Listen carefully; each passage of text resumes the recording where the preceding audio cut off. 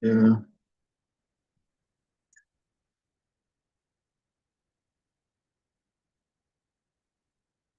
All right, here we are. Again, go and rise in my fellow Eternals, my fellow Elohim, extraterrestrials, fellow minds, whatever adjective you want to give it, that being consciousness. And that is who we are. And today we have a wonderful topic for you guys, wonderful discussion ahead of us. And it's titled Imagining Pre-Determines. Imagining Pre-Determines. Okay. So that's what we're going to get into today. We have a short clip from Neville that's going to highlight some of the points we want to make. All right. So stay tuned. I'm Chris Taylor, one of your hosts. And over there to my right is my partner in mind and spirit, Mr. Gregory Isaac Thomas. Yeah, yeah, man. Great things, man. Yeah, another day of continuing to practice more of the same. Imagining predetermines, and since we're always imagining, we might as well make it be structured, make it be deliberate. Because your imagination is like a wild child, it will just go on out there and do what it wants to do if you don't control it, if you don't direct it. It's a child with a dangerous weapon in hand. So, we are here this morning to continue to encourage and influence each other to be very deliberate with our act of imagining. Imagining predetermines as the topic this morning will be centered around. We can argue about it, we can disagree with it, but we'll never be able to disprove it.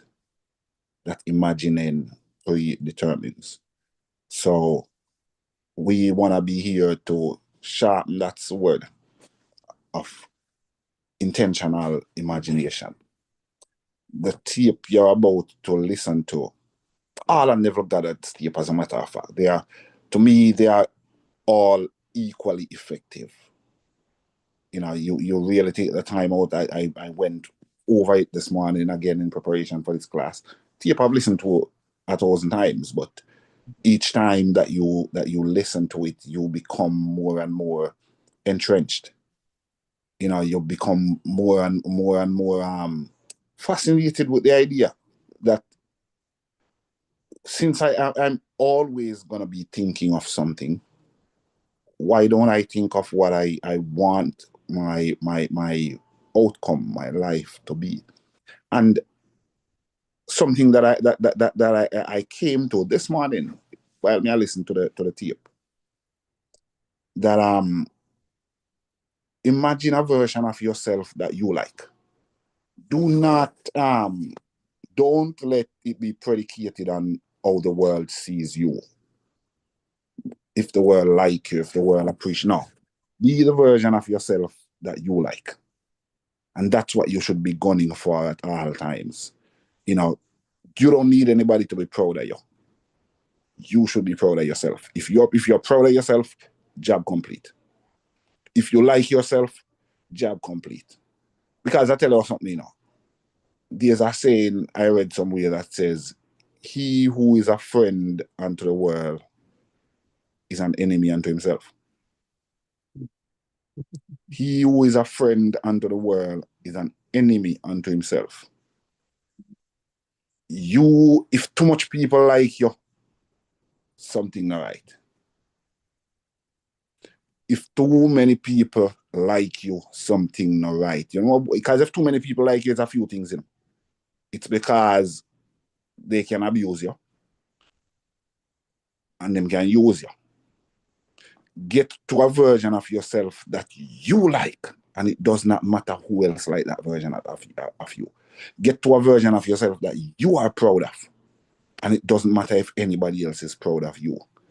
And the only place to get to that version of yourself is from within. Go within and see yourself as a version that you are pleased with. Put the smile on your face. You're not here to put smile on people's face. You're here to put a smile on your face. If you walk around with a smile on your face, the people who are truly for you, they will smile with you. The people who are truly for you, the people who are truly with you, they will smile with you. So focus on self. Focus on yourself. That is something I want everybody to be very cognizant of this morning and very determined to let it be about you. I know it sounds selfish, but let it be about you. Be the best version of yourself. And it will benefit the world. The best version of you is an asset to the world. The version of you that the world wants, I would like to see you be, is not necessarily an asset to the world. And it's definitely not an asset to you. You predetermine who you want to be and make sure you're happy with it. Do it from within. Sir Chris. Yes, man, wonderful way to set the foundation for today's lesson. Sir, thank you so much for that. Holy bars, a lot of key points.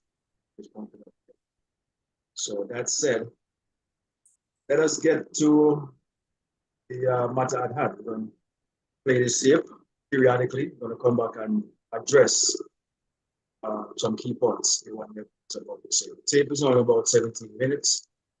And so we should have enough time to get through it and make it make sense. All right, so here we go. Imagining predetermines. What is it that we all here desire to predetermine? Keep that in mind. Whatever it is, make that your goal today. Idea here is to continue to sharpen our greatest asset, our imagination. All right, which is who we truly are. So let's go, and we'll be back periodically.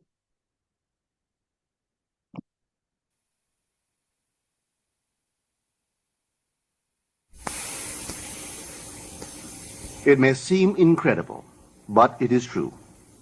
The world in which we live is a world of imagination. In fact, life itself is an activity of imagining. All that we behold, though it appears without, it is within, in our imagination, of which this world of mortality is but a shadow. Nothing appears or continues in being by a power of its own.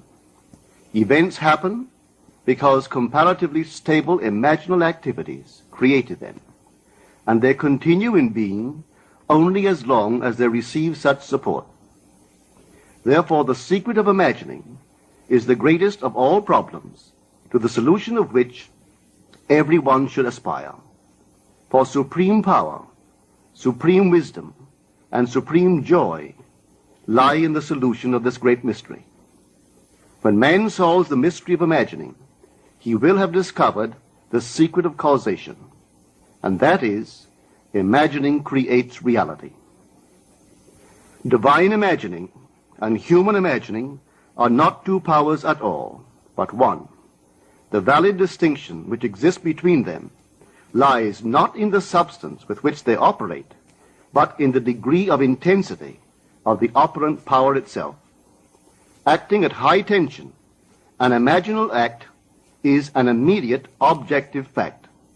Keyed low, an imaginal act is realized in a time process. Human history, with its forms of governments, its revolutions, its wars, and in fact the rise and fall of nations, could be written in terms of the imaginal activities of men and women. All imaginative men and women are forever casting forth enchantments, and all passive men and women who have no powerful imaginative lives are continually passing under the spell of their power.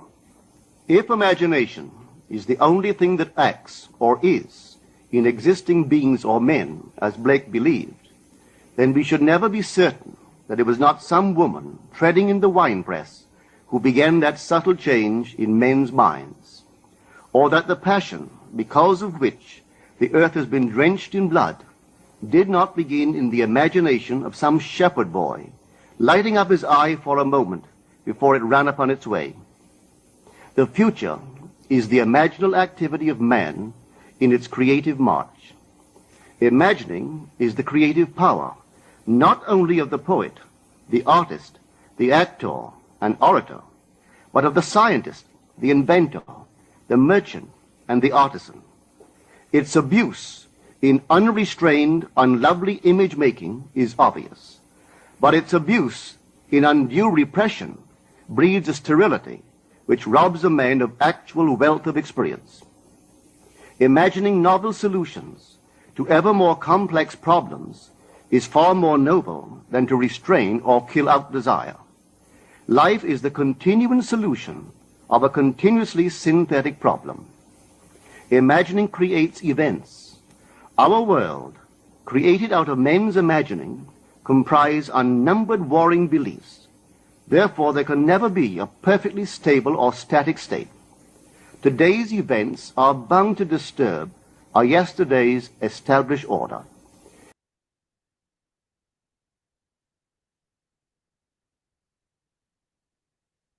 All right, so let's stop it there real quickly and address,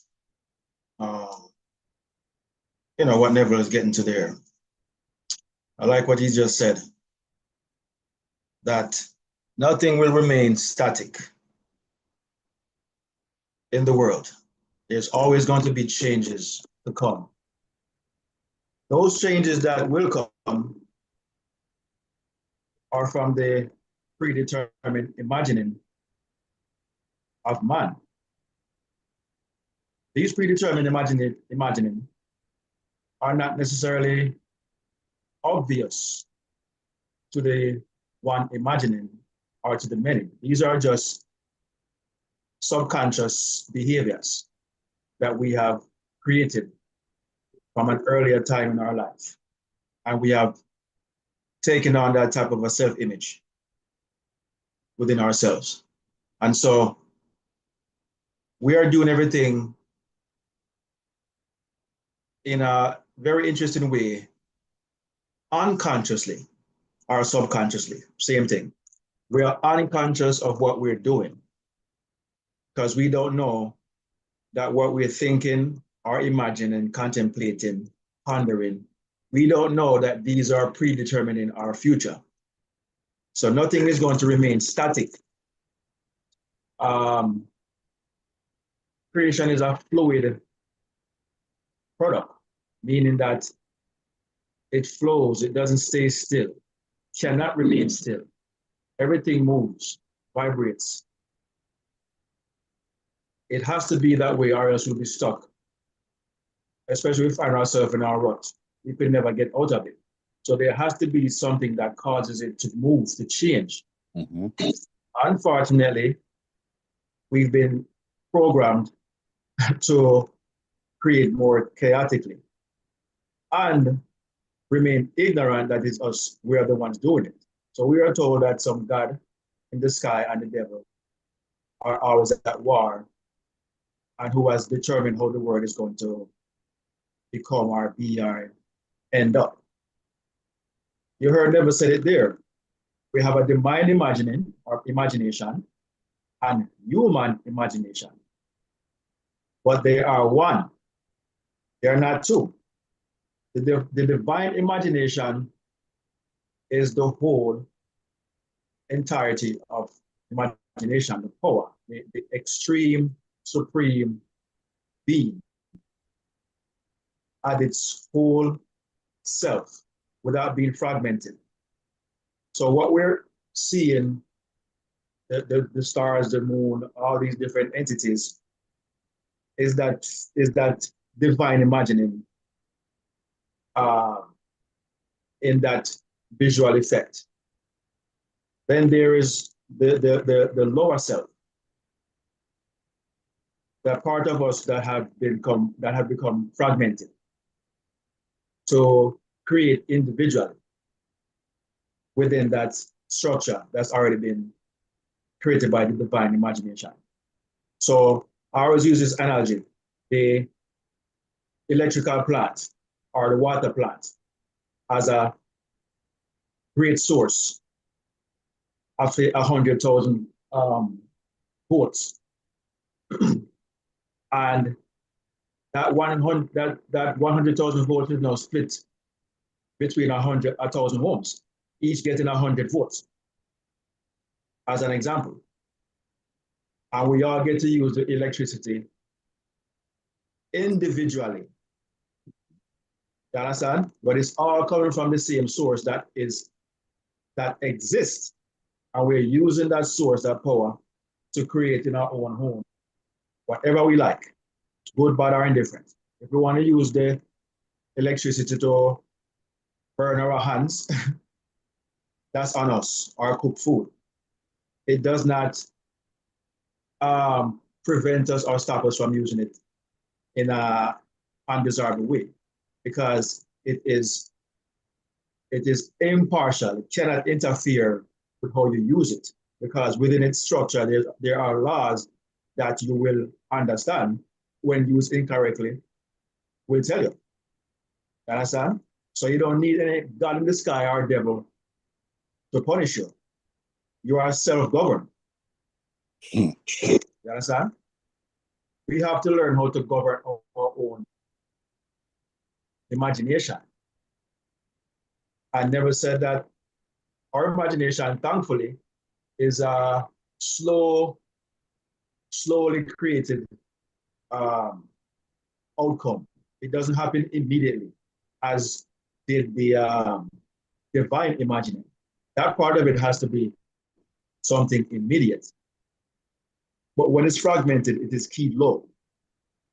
We cannot use the entirety of the power all at once. We get to use fragments of it individually. And therefore, we attract, bring within our own experiences these particular outcomes that may be similar or different from each other. Nonetheless, it is the one source being used by the many.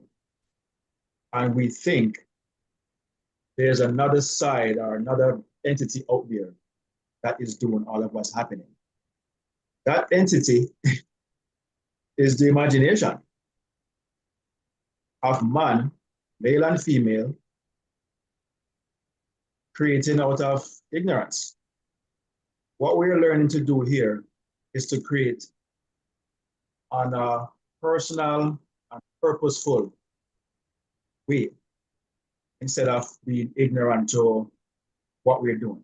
We must always understand that everything we do in mind is creative. Creation is not something that is good or bad. It just is.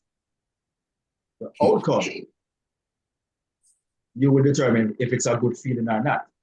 But the power itself is not good or evil. It just is. It's how you use it that determines what the results will be, whether they be favorable or not. So we have to become better at imagining, because it predetermines our future. Certainly. Yes, sir, Chris. Yeah, man, very, very well explained. And I like the analogy of the electricity that is in your home. It's no different from the electricity that's in the other man's home.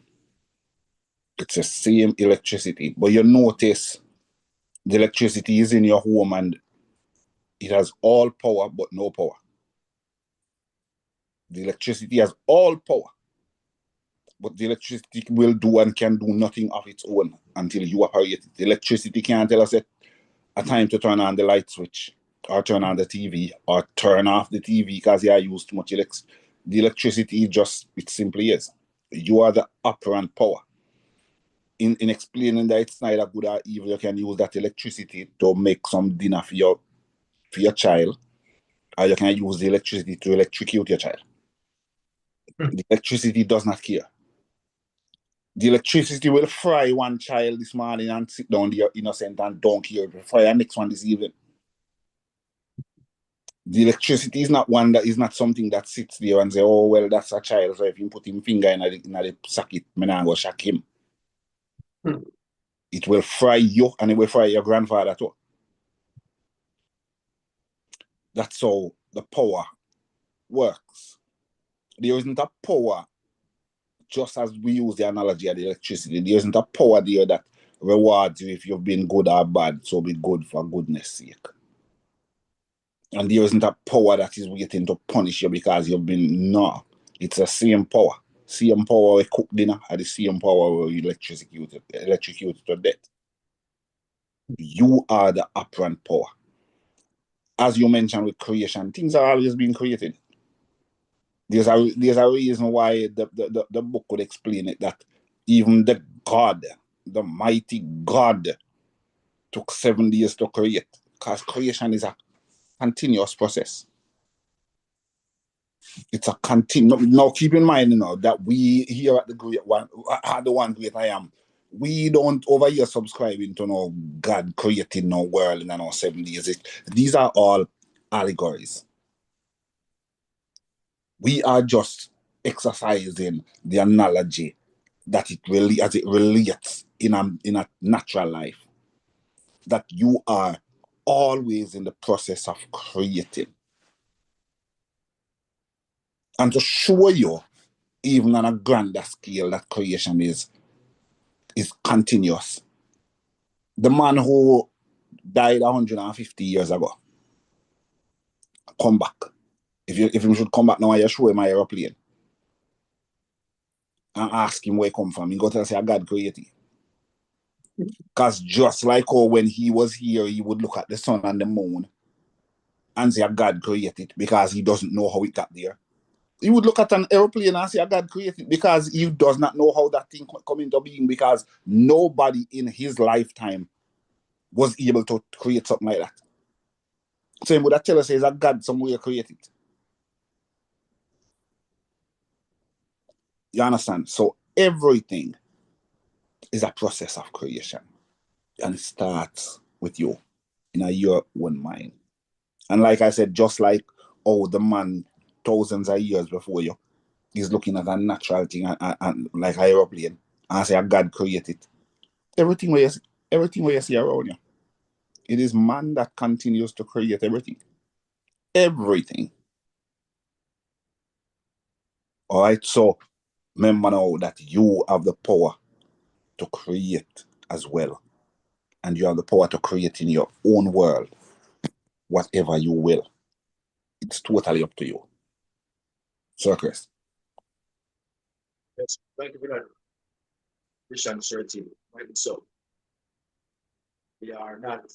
It would make sense if to believe that there's a God who did it if we didn't continue to see all these different things being manifested, such as the airplane, as you mentioned. If we were born, all of us here, and just like we saw the sun and the moon and the stars and whatnot, and along that we would see planes and cars and bicycles and TV and everything would just already exist, and nothing else could or would be added or created. It's just a finished product, and everyone is just enjoying it. And there's nothing else that's coming into being. Zip, nothing. Nothing evolving from what we already came and see, and nothing else added. It would just be a fixed environment, no changes, basically static. Then you can say, oh, it must be a God create that out there somewhere. No. Must be that God that created us. Nothing is changing. But as the book says, all things were made by the pronoun them use him. What they're really talking about consciousness. All things were made by him, and without him, there is nothing made that was made. So how are we still making things if the so-called him Nothing can be made except by him. We are here, all of us here know that we are the only ones creating and bringing all these things into being. No one else. The animals are not doing it. This so-called devil is not doing it. It is man. But Sir Chris, the religious apologists, the Christian apologists would tell you now that, well, it is the God that gives man the knowledge to create this and to create that, and they make that exception and that excuse all the time. But I tell you what, so what about the man from down at, I don't know which country, down at Bangkok, down at somewhere, when I believe in a your God, and still create things? So the God knows that the man don't believe in him and still give him the power to create things. Do you get what I'm saying? You know how many different people from all different nations that believe in all, that don't believe in your God none at all, and still creating? What that show you? That the man is creating of his own power. He don't need no power from no God to create nothing. And does not need to know. He doesn't need no. You know how much man who's not aware, never hear about your God yet. He don't know about that God there. And him create things all day long.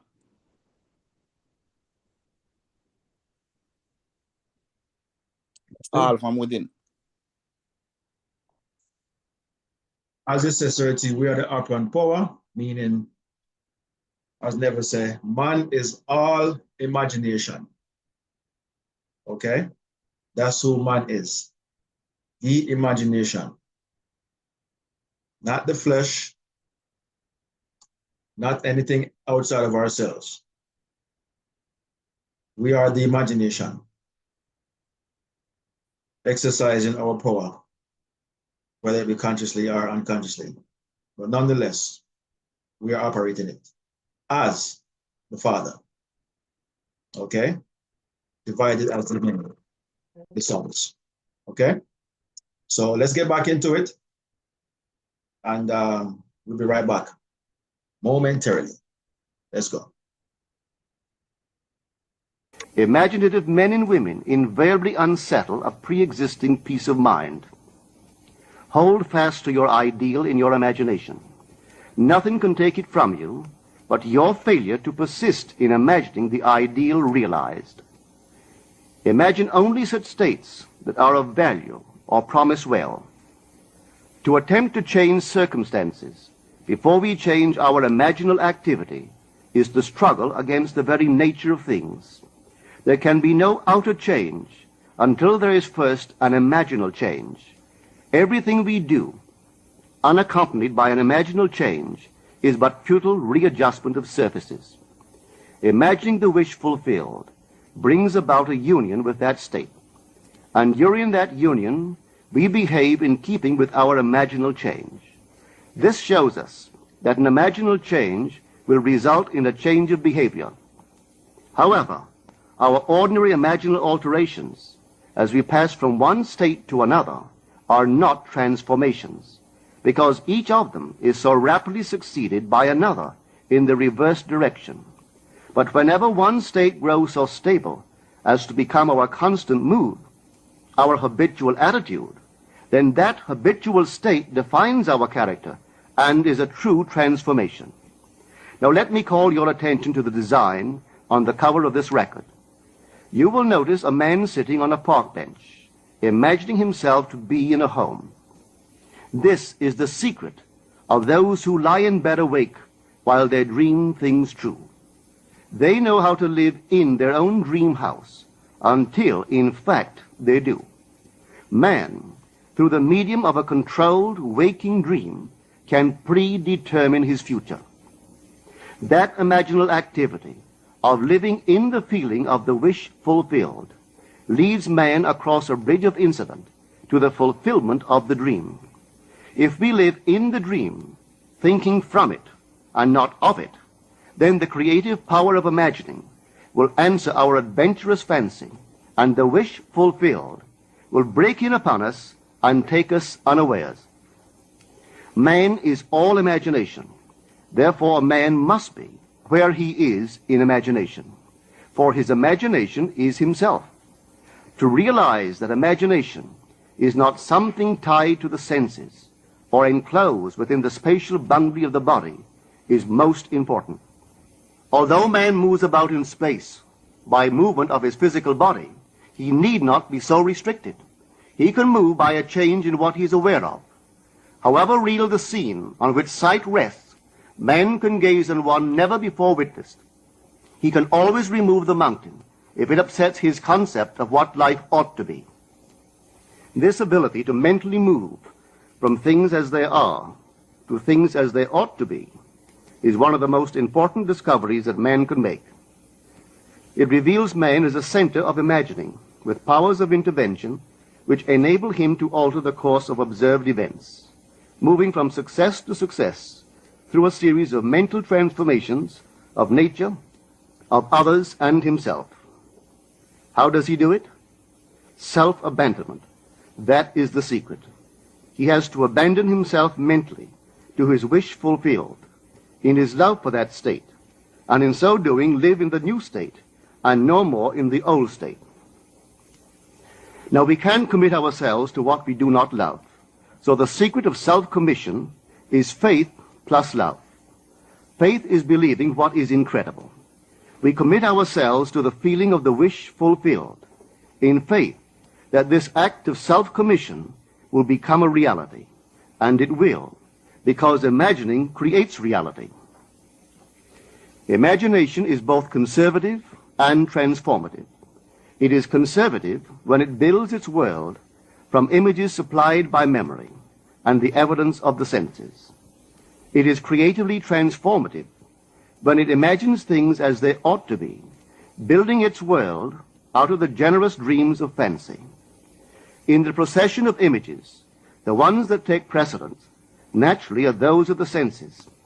Nevertheless, a present sense impression is only an image. It does not differ in nature from a memory image or the image of a wish. What makes a present sense impression so objectively real is the individual's imagination functioning in it and thinking from it. Whereas in a memory image or a wish, the individual's imagination is not functioning in it and thinking from it, but is functioning out of it and thinking of it. If the individual would enter into the image in his imagination, as the design on the cover of this record suggests, then would he know what it is to be creatively transformative. Then would he realize his wish, and then he would be happy.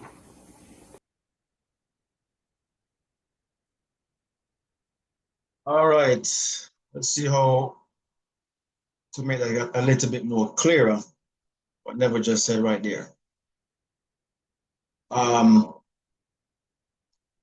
We normally create from memory or synthetically, meaning that we take things that we already know about, information and whatnot, and kind of put them together. And that becomes a makeup of what already exists. In other words, it's like you taking something that already is with the knowledge that you know of it and making it better, like an upgrade, evolution. But to create something that didn't exist requires you to not think of it, but think from it. Put yourself in the state or the feeling of it already existing. And your subconscious will go about its way of making it true based on how you have designed it. Your subconscious is not concerned if anything is in existence before or never exists at all. It doesn't care about that. It finds the ways and means of how to bring something that you have imagined, because whatever you have imagined, that is the real world. Whatever we see now is not the real world. This is all a hardening of what was already imagined. Okay? So we're living in the past, so to speak, if you really take note. Everything, because remember that imagining predetermines. So whatever is predetermining is before what we are living in. This is the past, or from a past imagining, so to speak. But we are experiencing it in the so-called present. But it is all something that was done previously because someone imagined all these things to be in their imagination. And now we get to experience it. So that being said, anything that is to come or that you desire to have, it's not going to come by the passing of time. You have to purposely go into your imagination and do it now, so that in the coming future, whatever you predetermined in your imagination will become a fact, in your coming future. And it doesn't matter if the imagining was good or evil. It is going to come because your imagination does not know anything about good or evil. It does not. There's no such word in the imagination. Understand? We are the ones who give it identity, our definition. The imagination does not care. Everything to it is good, which means just is. So, Chris, Mm-hmm. question here, bro. Can you trick your imagination? All the time. All the time. Good. Let me ask the question again, and you answer it again. Can you trick your imagination intentionally? Yes. Good. I hope everybody listen to that, You can manipulate your imagination. You can trick your imagination. And one of the most effective way of tricking your imagination is via a thing called I remember. Mhm. In imagination is the only place that you can go back and remember something that you did not truly experience in life. You didn't truly experience it, but you can go back in your imagination and remember it. For example, don't you think you could go back in your imagination and remember the day that you were,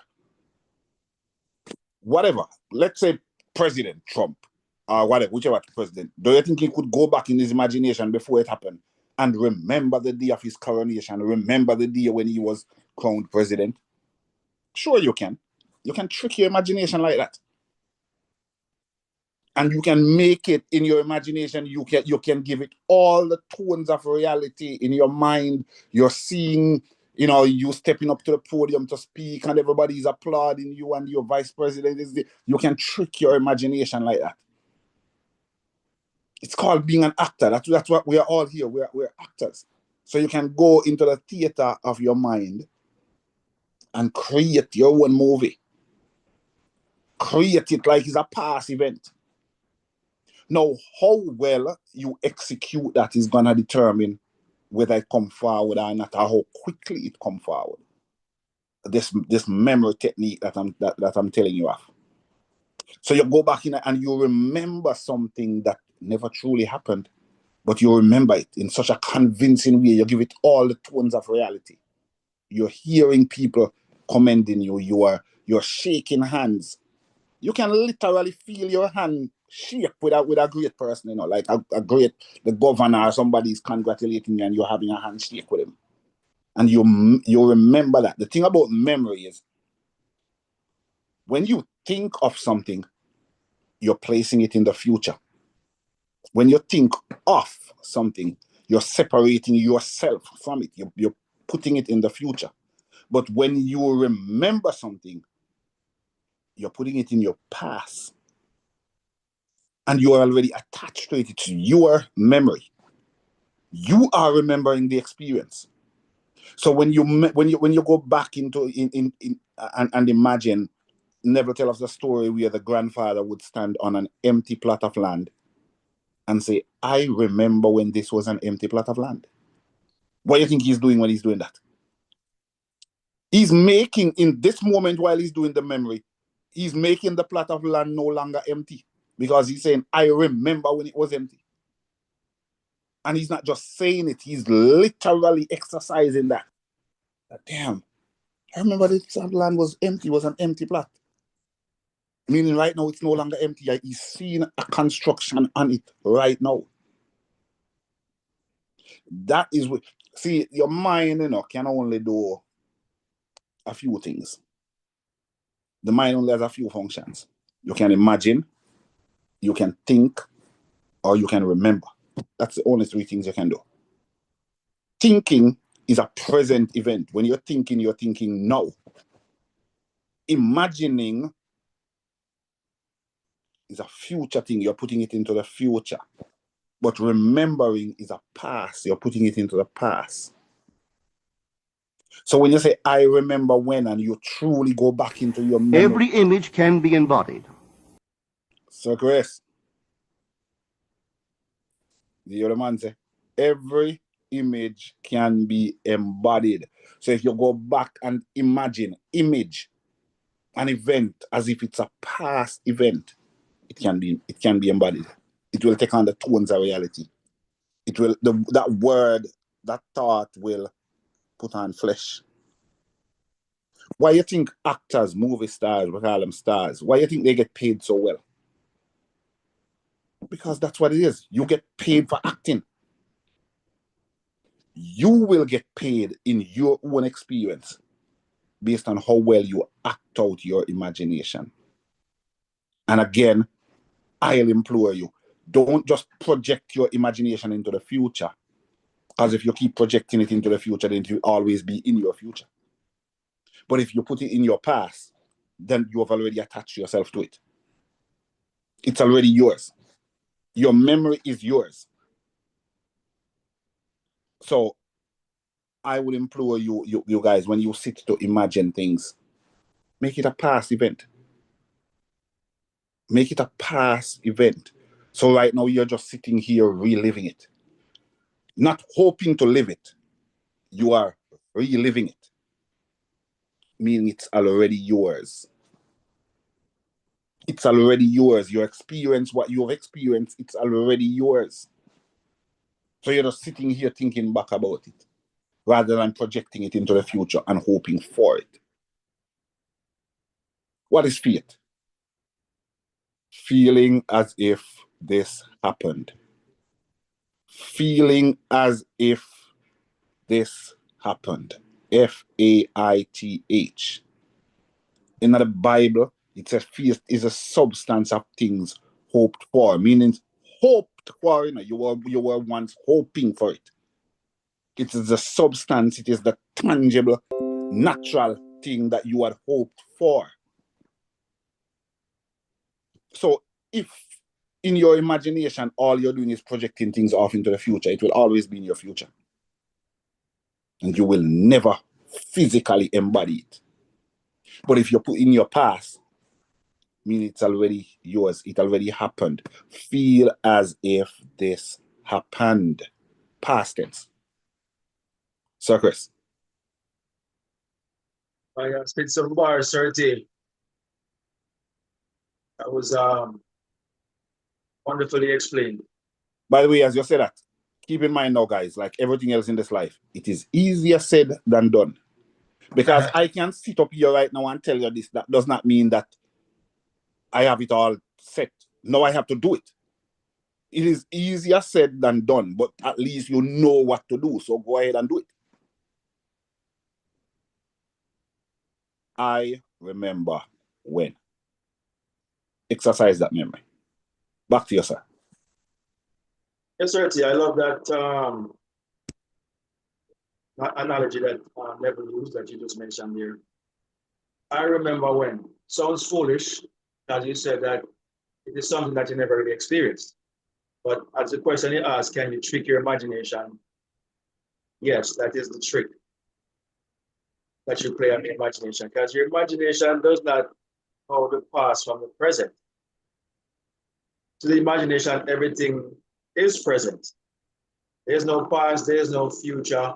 Everything is no in the imagination. So whatever you say no, whether it be you're thinking of it as a past event, your imagination sees it as a present event. In other words, if a movie came out 2 years ago and you're watching it, no. The movie was made in the past, but aren't you watching it? No. That's it. It doesn't care if it was made in the past. It's not going to say, we cannot show this movie now because this was done 2 years ago. It is incapable of doing that. It is going to show you what was made 2 years ago. You understand? In your imagination, you are always drawing out. You're playing Moses here. You're always drawing out of your own awareness what you say exists, what you say is. It's your own movie. And whatever you say is, it is. Your imagination knows how to present, how to make it, create it, or make it known in your own world, your own experience. You don't need to know how it's going to be done because it's already done in your imagination. Remember, I know, never said, man, both male and female, is all imagination, meaning that we are not the flesh, we are not the body. We are the divine, okay? The supreme being, working at a low-key level, as Neville would say, to bring into being periodically, slowly, in time, our desires. So, Chris. Yes, sir. Just to interject real quick before you leave this point, something that you just said, that we are the mind, the imagination. That's what we are eternally. The imagination, not the physical being. No, the imagination is eternal. The mind of man is eternal. Cannot die. Only something that was born can die. Birth and death are indelibly tied together. Anything that born must die. It will die and it must die. But something that was never born can never die. And the mind of man was never born. Your parents give birth to your body. If you notice, your body look exactly like them. Your body look exactly like your mother or your father, or a combination of both. But your mind can be totally different from them. Because they didn't give birth to your mind. They gave birth to your body.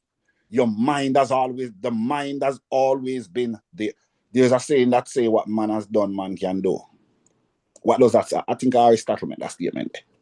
What does that mean? The mind that made Aristotle as great as he was, that mind still exists right now. And anyone we can embody it.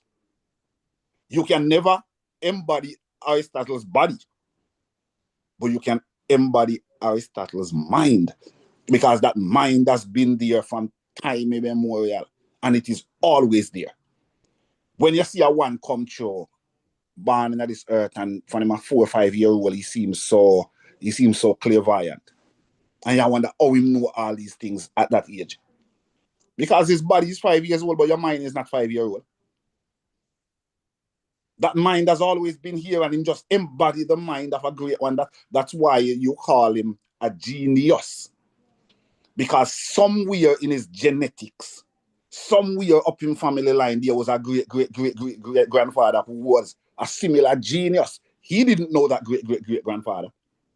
But it is that same gene that is replicated in him, why him come around now at 5. Somebody like Tupac.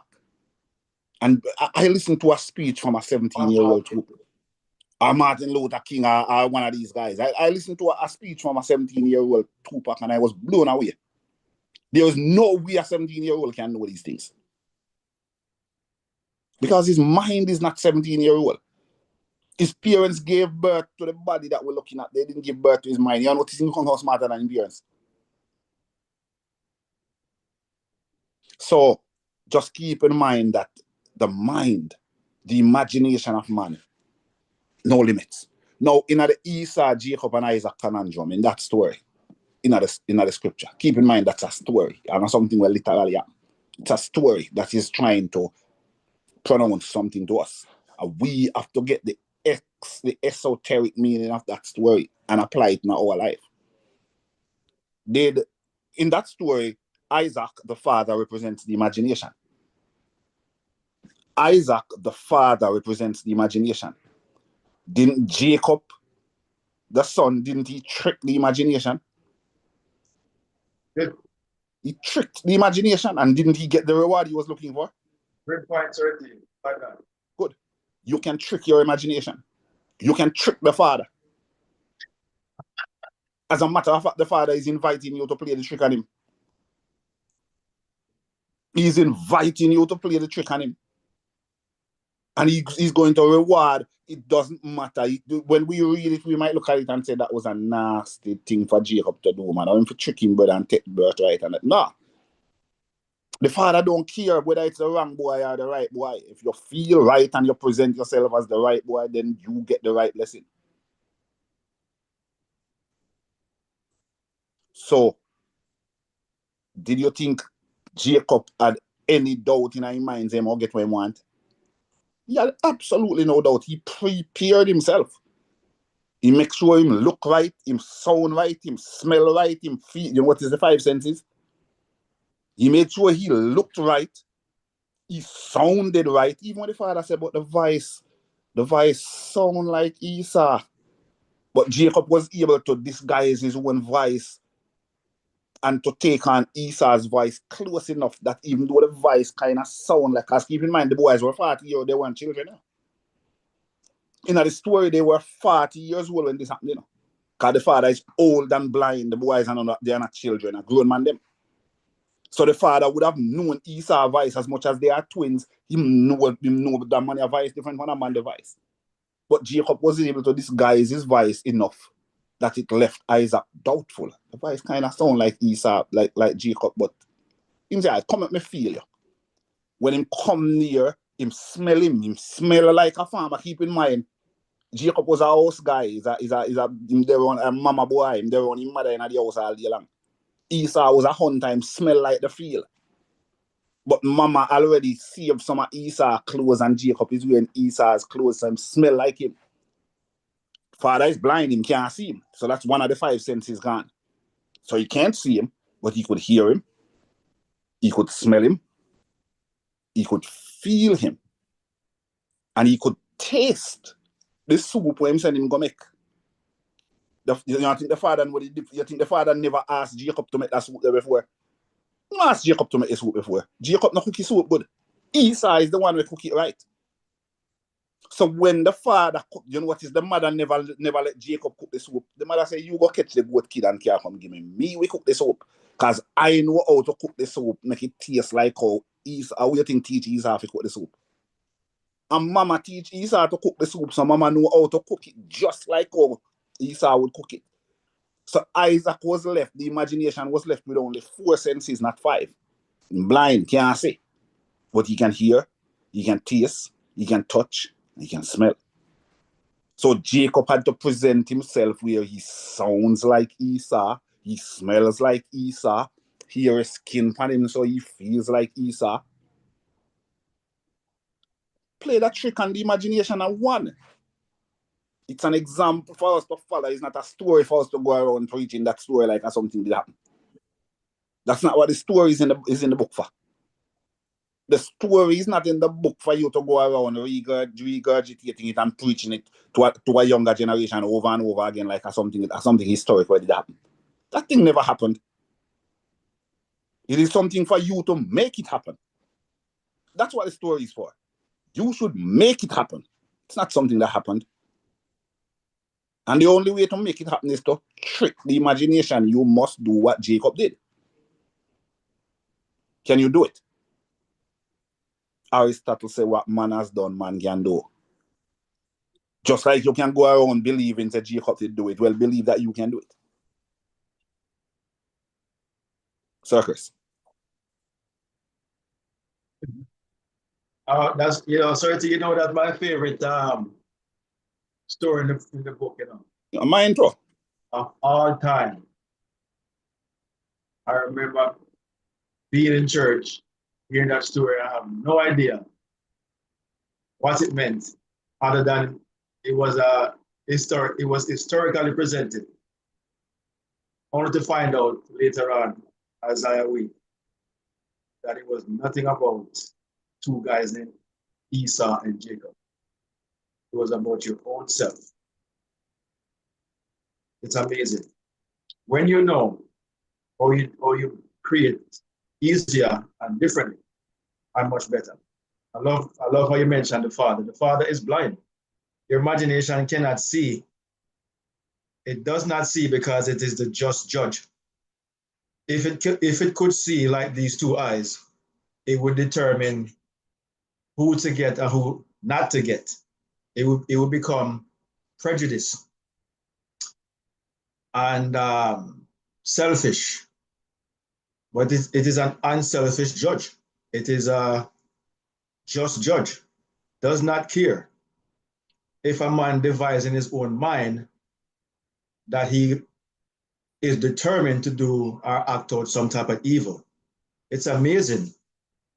It is the same imagination that you have that man has. Imagining or predetermining what he desires to do. Something we call evil, and carries it out to precision.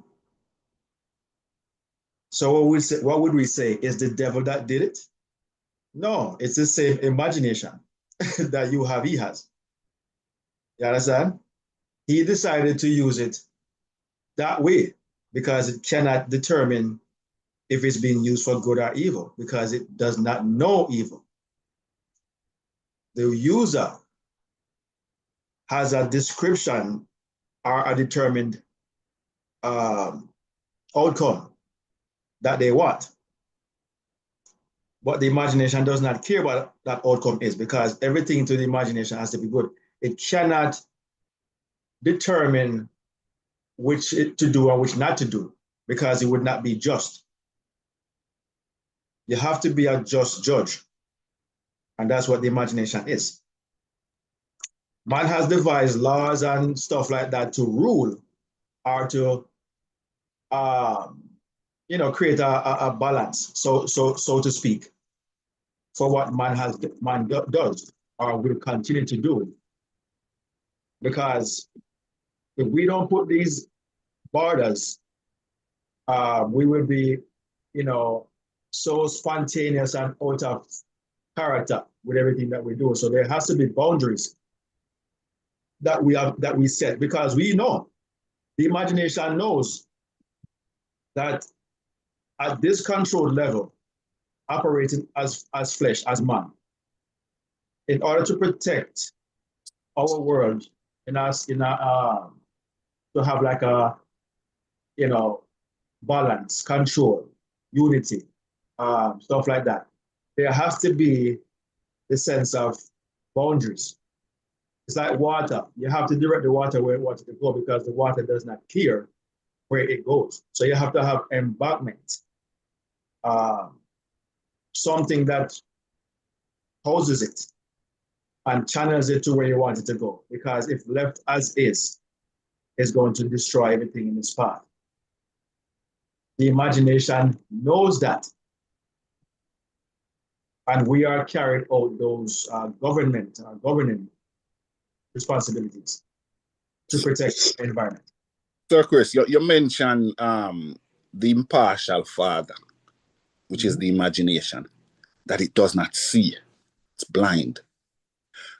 There's a scripture that says that we walk by faith, not by sight. The first step in progressing, you have to lock with this, because sight is the master of facts. And these things what we are telling you about right now, you have to be able to accept fiction. You keep in mind facts, the thing what we call facts, They will stand in your way. The facts is the rubber in your life. If you keep looking at the facts, you will never move from where you're there. Because the facts tell us you're this or you're there, and that's where you belong.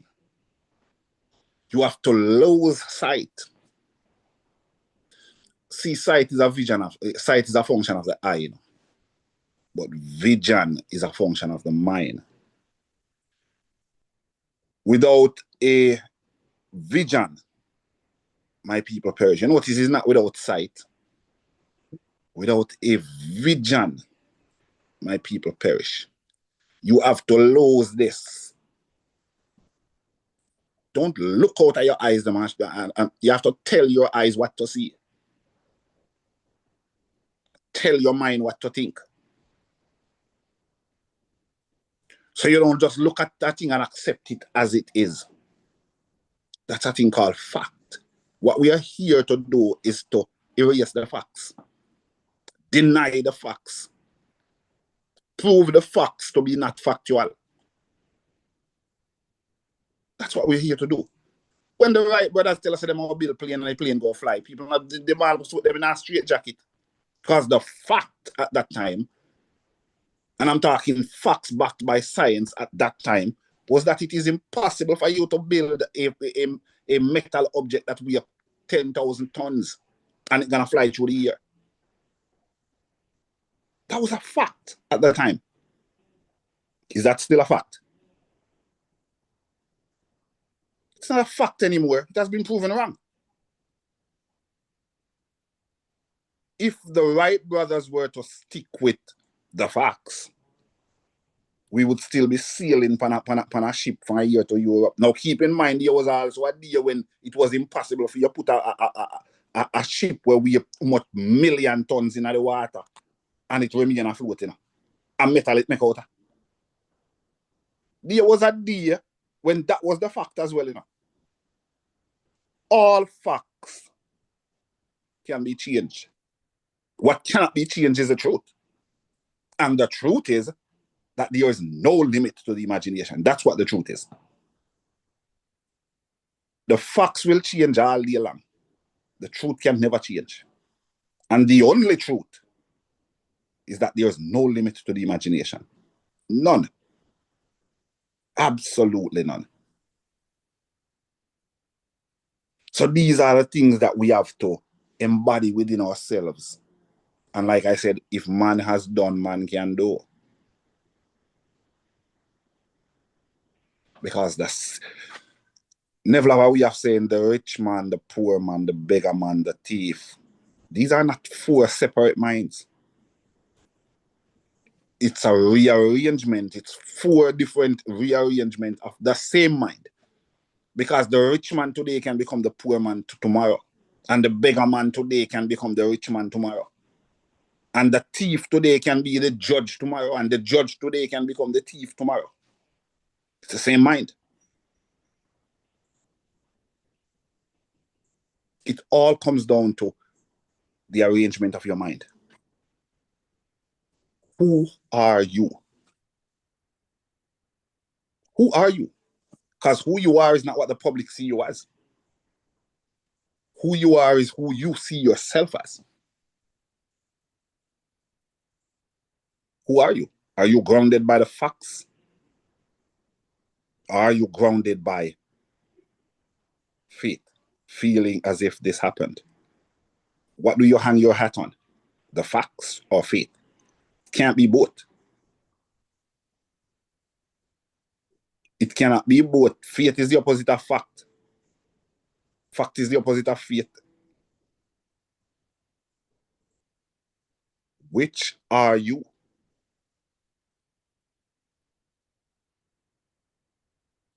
Only you can decide that. And we are in the process every day. You say we come here. And I would add every day that you wake up, you are in the process of proving the facts to be wrong. Every day. And if you do not practice to do that, then you will always remain exactly as you are. You will keep in that cycle where you keep doing the same thing over and over and over and keep getting the same result over and over and over. I'm talking this from experience. I lived many years of my life like that. Seeing the same thing over and over and people believing that hard work leads to success. If hard work led to success, the donkey would own the farm. Nobody on the farm no work harder than the donkey. Hard work don't lead to success. Success is a mindset. It's all, people say it's all, your future is in your hands. Your future is in your mind. Your future is in your mind.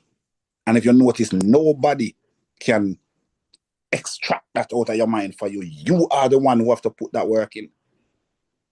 You are the one. Your mother could have loved you so much, she cannot think for you. She can do everything else for you almost. She can never think for you. Exercise the mind. And do whatever you will, because you know you can. You can do whatever you will. If somebody else has ever done it, you can do it, because it's the same mind. Sir Chris, back to you, sir. After time, this was said, Sir T. He said that your future, that is profound. Your future is in your own mind. Remember, them tell us that he got the whole world in his hand. He being the God in the sky. And as a result, we've taken on, we're not calling it a reserved mindset, waiting on this God in the sky to give us what we've been told, that he already knows what we desire. So there's no need to ask or even act. Just wait. Not realizing that, as you say, your future is in your own mind. And you have to execute it. You know what you said, the black man is the only man still waiting. Every man else, every other people are push forward and go for what they want. And the black man alone still are waiting. That's true. Our poor people in general. Poor people in general, yeah. Yeah. Sitting around waiting for this what they call a miracle to happen. But we have to go out there and make it happen. And everything that has been happening, we have been the one who has done it. By, as we are saying here, imagining, which predetermines our future. And we're just experiencing what we have predetermined collectively and individually. Nothing happens by this passing of time. Everything happened because of imagining before at some previous time. And we're just seeing the outcome, the externalization of our inner action. That's all. That said, let's continue with the tape, and we'll be right back to give some more, examples of what Neville says. Let's go. But unless man himself enters the image and thinks from it, it is incapable of birth. Therefore it is the height of folly to expect the wish to be realized by the mere passage of time. That which requires imaginative occupancy to produce its effect obviously cannot be effected without such occupancy. We cannot be in one image and not suffer the consequences of not being in another. Imagination is spiritual sensation.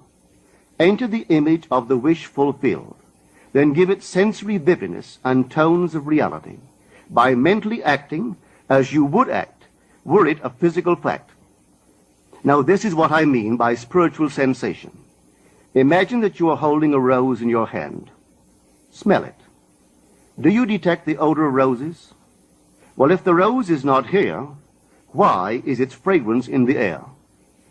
Through spiritual sensation, that is, through imaginal sight, sound, scent, taste, and touch. Man can give to the image sensory vividness. If he does, all things will conspire to aid his harvesting. And on reflection, he will see how subtle were the threads that led to his goal. He could never have devised the means which his imaginal activity used to fulfill itself. If man longs to escape from his present sense fixation, to transform his present life into a dream of what might well be, he has but to imagine that he is already what he wants to be, and then feel the way he would expect to feel under such circumstances. Let him, like the make-believe of a child who is remaking the world after its own heart, create his world out of pure dreams of fancy. Let him mentally enter into his dream. Let him mentally do what he would actually do were it physically true. He will discover that dreams are realized not by the rich, but by the imaginative. Nothing stands between man and the fulfillment of his dreams but facts, and facts are the creations of imagining. If man changes his imagining, he will change the facts. Man and his past are one continuous structure. This structure contains all of the facts which have been conserved and still operate below the threshold of his surface mind. For him, it is merely history. For him, it seems unalterable, a dead and permanently fixed past. But for itself, it is living. It is part of the living age. We cannot leave behind us the mistakes of our past, for nothing disappears. Everything that has been is still in existence. The past still exists, and it gives and still gives its results. Man must go back in memory, seek for and destroy the causes of evil however far back they lie. This going into the past and replaying a scene of the past in imagination as it ought to have been played the first time, I call revision. And revision results in repeal. Changing our lives means changing the past. The causes of the present evil are the unrevised scenes of the past. The past and the present form the whole structure of man. It is carrying all of its contents with it. Any alteration of content will result in an alteration in the present and future. Here, we have to address that. What Never just said right there. That was profound. What do you say about that? You have to, like I had said earlier, you have to remember. The word remember is a crucial word, you know. It's like you dismember something and then you remember it, you put it back together. Okay. So you have to go back and remember the thing the way it should have been, not the way it was, not the way it happened. Remember it, put it back together the way it should have been, the way that it would have brought you joy. Because you are the apparent power, you know. You are the subject of all of this. This whole life you live in, it's all about one person. You. It's all of what. See, the reason why I is the first person present in the whole conjecture of the I, we, you, us. There's nobody at all that comes before you. You are number one. So you have to go back and remember the thing the way it would have benefited who? You. It doesn't matter how it happened. You have the ability to go back and forget how it happened and remember it the way it should have happened. 30, just to be clear, so everyone here can understand or understand, to use a word from Sir Marlon.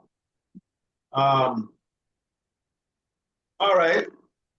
So let's just say you went for a business loan or a home loan and they denied you because you have a 500 credit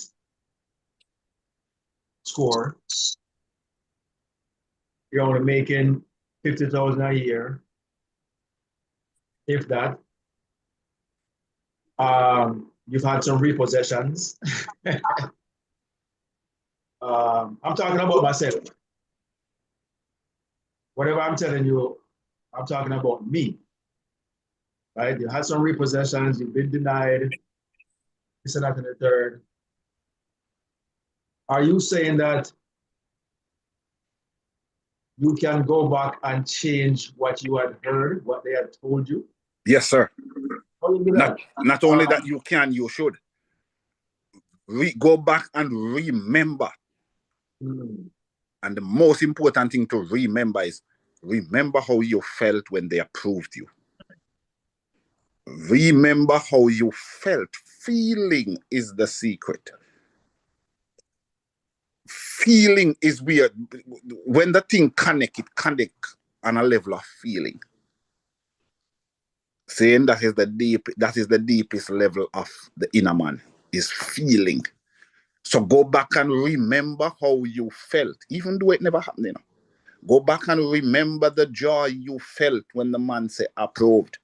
And if you cannot conjure up that feeling, well, go back to a separate event that you were granted favor. Go back to the day when you did go to the American embassy and the man said, I grant you this visa. Remember how you felt that day? Start to conjure up the same feeling about this one here with this brother you just I tell you, say you're not get. Go back in your mind, and instead of walking around with the sour feeling that you are now embodying because the man tell us you don't get the loan, put yourself back up at the embassy where the white man tell us, yeah, pick up your visa at 3 o'clock. Remember how you felt? You can't forget that feeling then. It no matter if it was 1,000 years ago. I remember the morning when I looking at the Glean in 1983, June 27, 1983, and so my name in the Glean as I pass me for my entrance. You can't forget that feeling there. So whenever time you get some news that should make you feel adverse to that, and no, go back to that feeling, how I felt that day, and you start remembering in your mind now and go back. Put yourself back in front of the bank manager now. But this time you're standing in front of the bank manager with the feeling that you felt when the white man did tell us I come for your visa. And by then you are compelling that bank manager to give you the same feeling that you what you plant is what you're reaping. If you walk up in another bank with a feeling of doubt and you know, then that's what you're gonna get. But if you walk up in there with a feeling of gratitude, like what you did feel that year there one time, no man they give you a visa there when you get your first job. Or whatever. The day when your son born, something. Find there is always something that you can feel thankful about. And every man has felt joy and every man has felt sorrow. The poorest man in this whole existence. Me thought the peasant. He has felt something in this life before that gave him the same feeling of joy that Donald Trump got the day when time them vote he made. Every man know what sorrow feel like and every man know what joy feel like. Go back in yourself, draw back for that experience of joy that you once felt and put that in the foreground of your mind. When you go forward, go imagine your thing. Feel, don't go into the imagination waiting for something waiting for the thing to happen, then you will feel joyful. Come before his presence with thanksgiving. It's not about one God in the sky where you're coming in front of him with nothing. No. You will never stand in front of God. Enter into his courts with praise. Meaning when you're presenting yourself with your imagination, the thing you desire, you have to already have the feeling of gratitude. You have to already feel as if this happened. You have to already feel that. You can't wait for the thing to happen to feel it. You have to feel it, and the feeling is gonna cause the happening. It's called the law of reversibility. If the event will bring forth a feeling, the feeling will also bring forth the event. So since you don't have the event as is right now, what you have, the only thing you have is a feeling. Well, go conjure up that feeling from a separate event that you had. I don't know what it is, the most joyful thing you've ever felt. You will never forget how you did feel that day. Come with that feeling. It is your feeling that you use to purchase everything that comes into your life.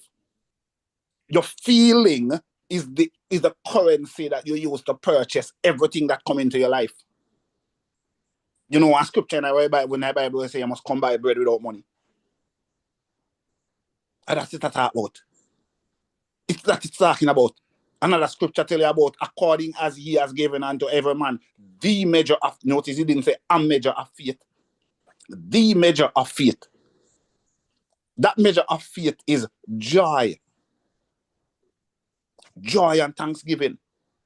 Everybody know what it feel like. Everybody know what it feel like. If it's even the first time you get a toy as a child and you remember your glad bag bus, as we used to say as a child in Jamaica. I saw you walk up, when you start imagining the thing, you have to walk up in that imagination there with your glad bag, a bus, same way. Or you feel thankful and joyful. Not waiting for the thing to happen for you to be thankful and joyful. No, use the feeling to purchase the event. Just like in the natural life, the event, when you get the tie, the event brought forth the feeling. Now you're going to reverse it and use the feeling to bring forth the event. I wonder if anybody hear what I say.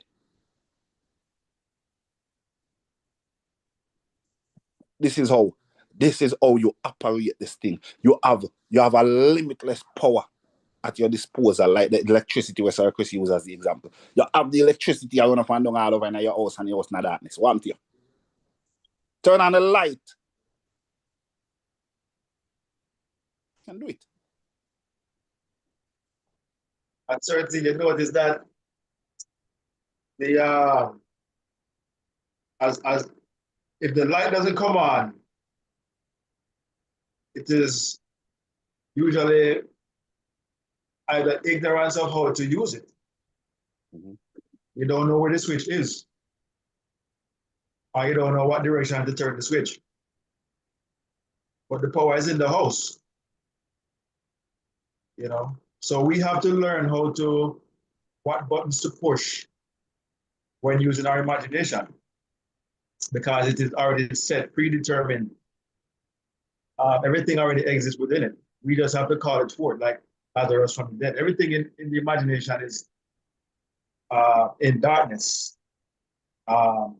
is sleeping. We're waiting to be awakened by your voice. As the scripture says, my sheep knows my voice. The sheep, them are your thoughts, are your desires, not actual sheep or people. It's your desires. They are the sheep, but you are the master, you're the shepherd. Notice what Lawrence is typing at the chat just now. Electromagnetic. That's how it works. It's a magnetic thing. It pulls things towards it. The feeling pull like metal can only pull, magnet can only pull metal. It pulls things that are of the same frequency. It pulls it into the magnetic field with it. It shows things that are of that same frequency. So when you walk around with a joyful spirit, it pulls events that belong in that category there onto you. If you walk around with a feeling of doubt and this, that it pull things that are of that frequency into. That's how it work. Wake up every morning, man, and when you wake up before your foot touch your ground, man, go back, go past your command entrance again, go back, go get your visa again, in your mind. Get that feeling there, conjure up that feeling before you get out of bed. The day when the woman say yes when they ask her to marry her. Whatever it is that brought you joy.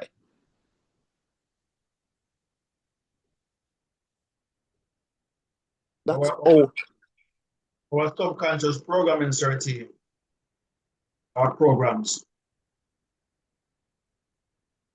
is the culprit. We're operating, we need to understand that we're not consciously operating our lives. Our lives have been pre-measured, pre-determined by programs that we have downloaded in our subconscious. And you call those a self-image. So whatever you're experiencing is the self-image that you have created, whether intentionally or unintentionally, for the most part, unintentionally. This is why we have so many different experiences, among ourselves. no one person experiences the same thing as the other. Everybody's experience is different. Well, sir, Chris. Us, somebody's microphone is off. Hold on, it just came in. So, yeah, just mute that person there. Yeah, man. We at the one great I am, and I'm talking everybody we are seeing I chat here. We've all been coming here for a while. I think well, the young lady named Janice, she's the most recent one, but everybody's been here for a while, and even Janice has been here consecutively maybe a month now. None of us have that excuse to say anymore that, well, there's a subconscious program running in our mind that, no, we catch the culprit now. Now we need to crucify him. You catch a culprit. The culprit is that program that is running in the background of your mind that has always caused you to, focus on the have-nots. Well, now we know that you must focus on the have. Focus on the haves, not the have-nots. No, we know that. No, will that culprit try to sneak in every now and again and still give you that lower feeling of doubt, and it's not gonna work? Yeah. But I'll tell you what. There are the two most important time of your day. Write this down if you go forget. The two most important time of your day is the last few minutes before you fall asleep and the first few minutes after you wake up. Because that's where the two minds, which is one mind, that's where those two minds cross each other. When you're falling asleep, you're coming out of your conscious mind to enter into your subconscious mind. And when you just wake up, you're coming out of your subconscious mind to come back into your conscious mind. Don't let the sun go down on your anger. That's what the Bible says. Yep. Don't let the sun go down on your doubts and your anger and your despairs and your fears. Before you fall asleep, go back, go hear the woman that tell her, say, yes, she will marry you. Go back, go see the man with the ring in him and kneel down on him knee and beg you to marry him. Go back, go hear the boss say you've been promoted. You have to somehow corner that feeling all over again before you fall asleep. And as you wake up in the morning, go back, go feel like the king you felt like the first day you're moving at your new house. Hey, sorry, Chris. The day when I move in at the house, the day I moved into his house, I felt like I was a king of Naples. And you know, out the road you live, you know, Naples is a rich place. A pure rich man live in Naples. Yeah. You see, the day when I move into the house, the day when I get this house, everything approved, and my sister we actually move in. On that day, I felt like I was the king of Naples. That's how I felt. And that's a feeling that I want to walk around with every day, Daddy. I want to walk around feeling like that every day. Like I said, memory. Go back, go remember. Remember. Put the thing back together. Put the members back together. And do not go remember the worst days of your life. Go back and remember the best days of your life. The best memories that you can put together. That's how you should go to your bed, and that's how you should wake up in the morning. When you wake up in the morning, you know, if you say no prayer and say no thank you, no God for this and thank you, no God for that, just go back and thank yourself for the beautiful experiences.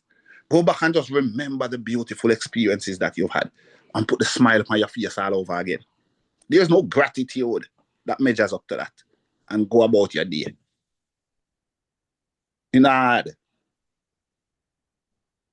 Yes, brother. Just something, just no certainty. We move on. It's amazing.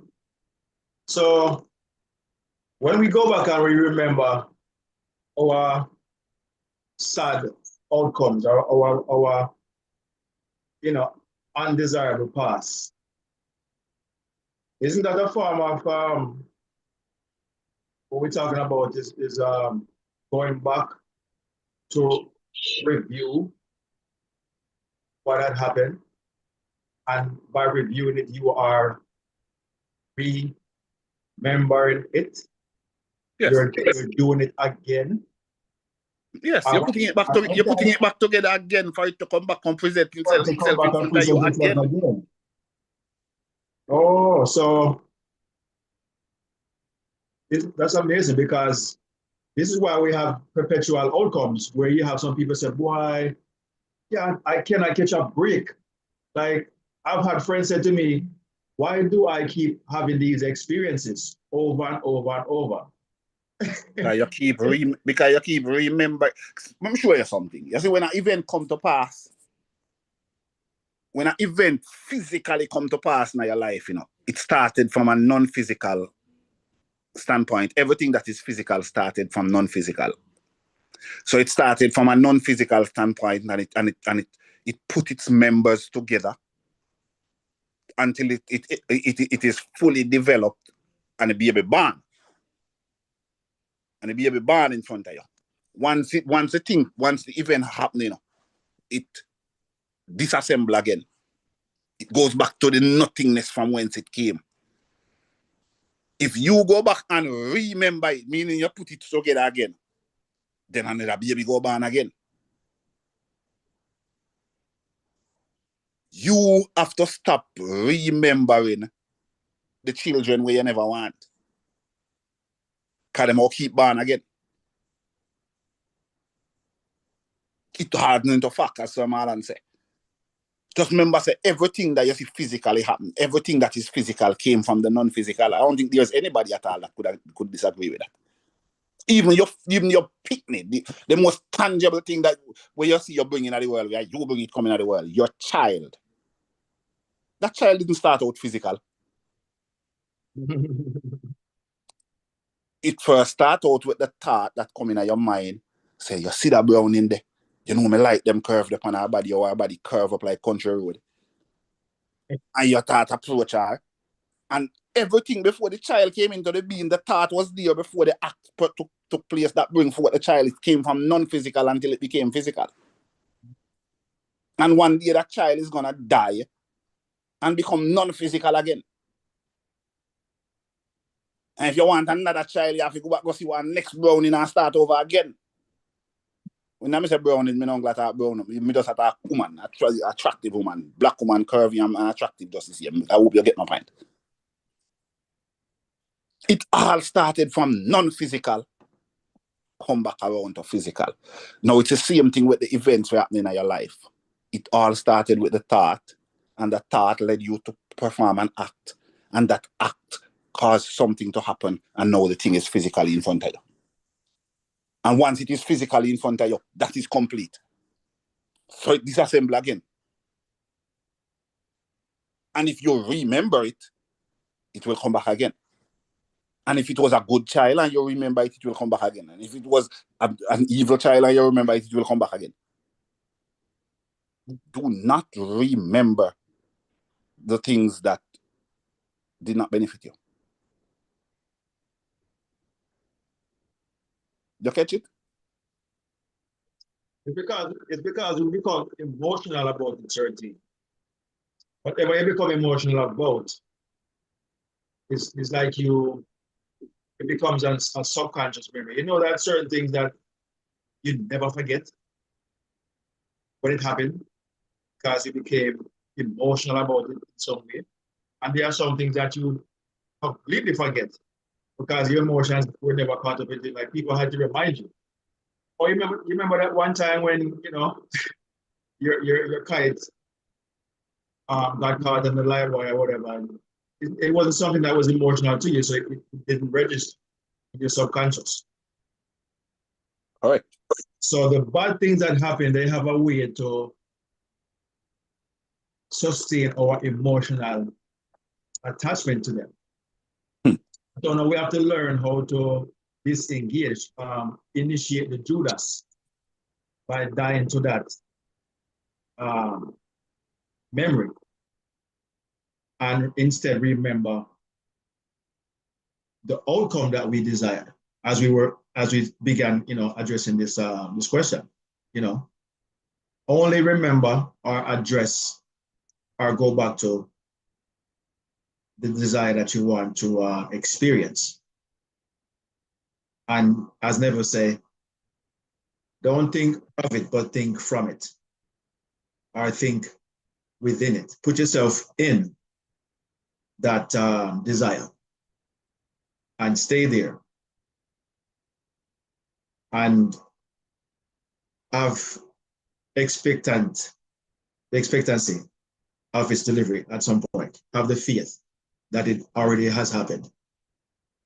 And just wait for its embodiment. You know, so what we're saying here, guys, before we move on, is we can redo things that has already happened.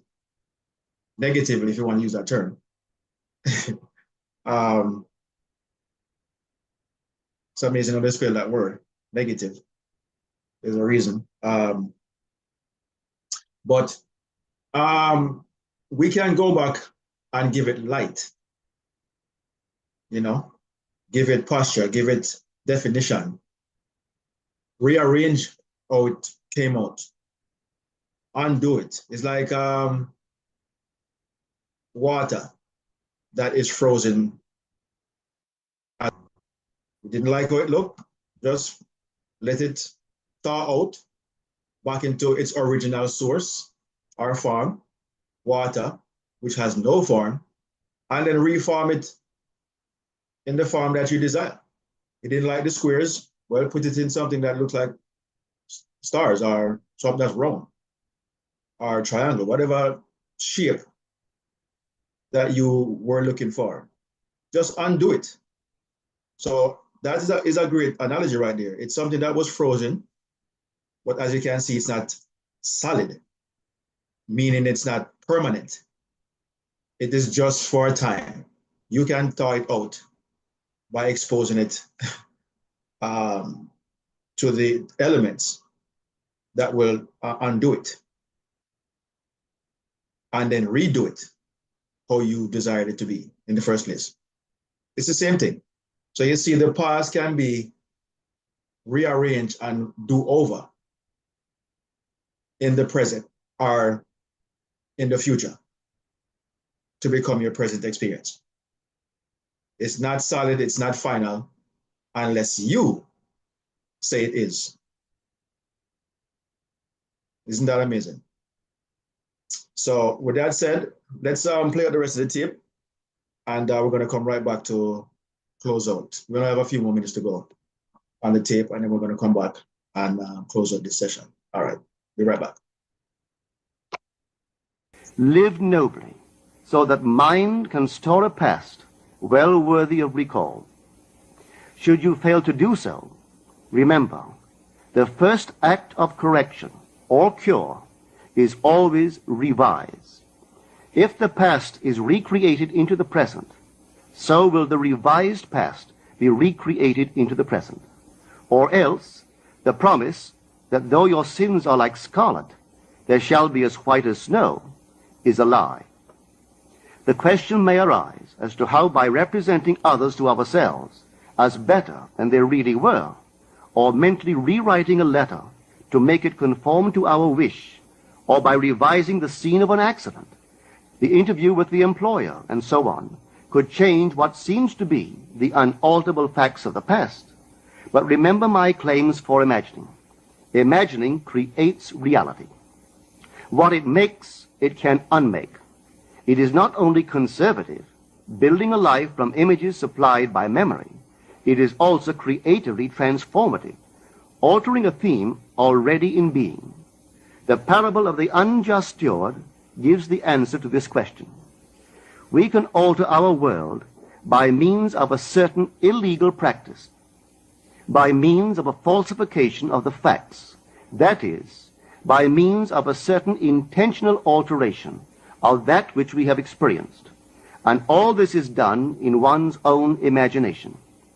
This is a form of falsehood which not only is not condemned, but is actually approved in the gospel teaching.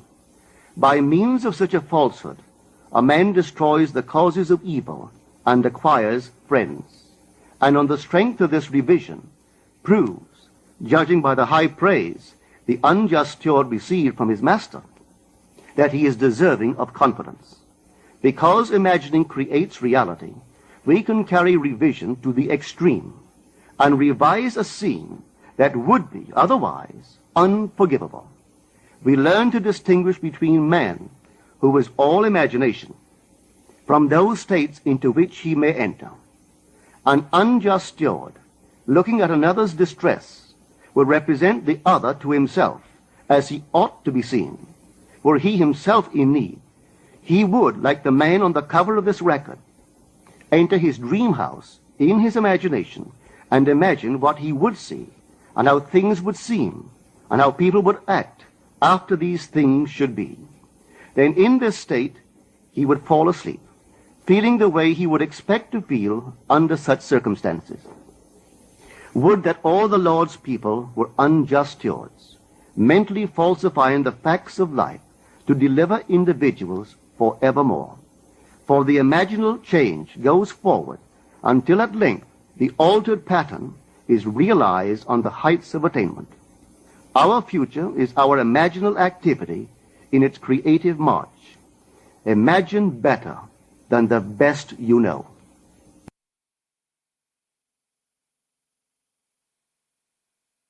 The purpose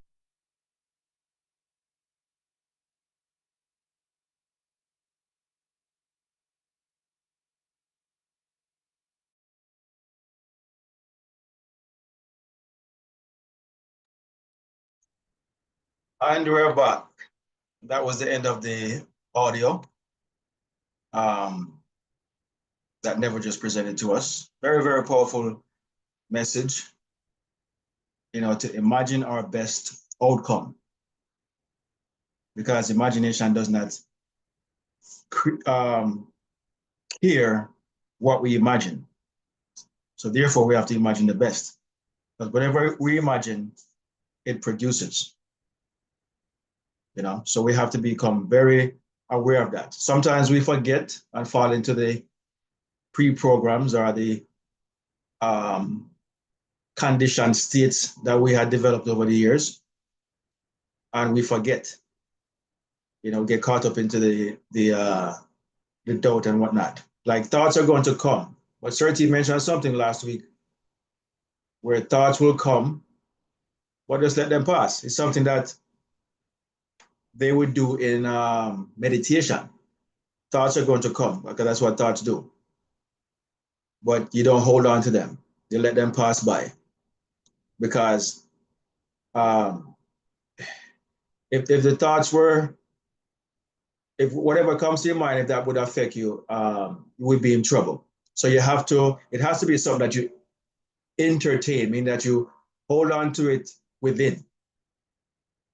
Something that you have to entertain, grab onto, attach to, and make it, your what you concentrate on or give your attention to. But as long as you don't hold on to those thoughts when they come, doubt, fear, just anything that is negative, it's fine. But when you see a thought that it's almost like the negative ones have to come first. It's like you have to go, if you're a salesperson, you have to go through all the no's. The no's is the negative. It's like the dirt, the soil.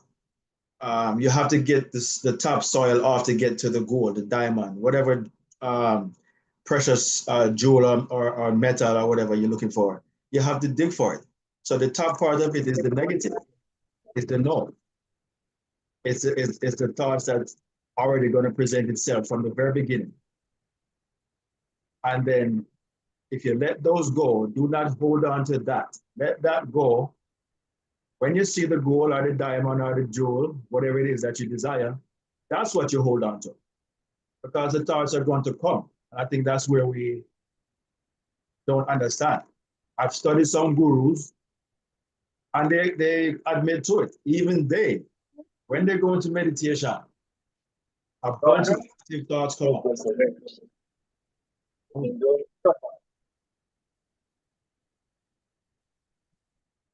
A bunch of negative thoughts come up.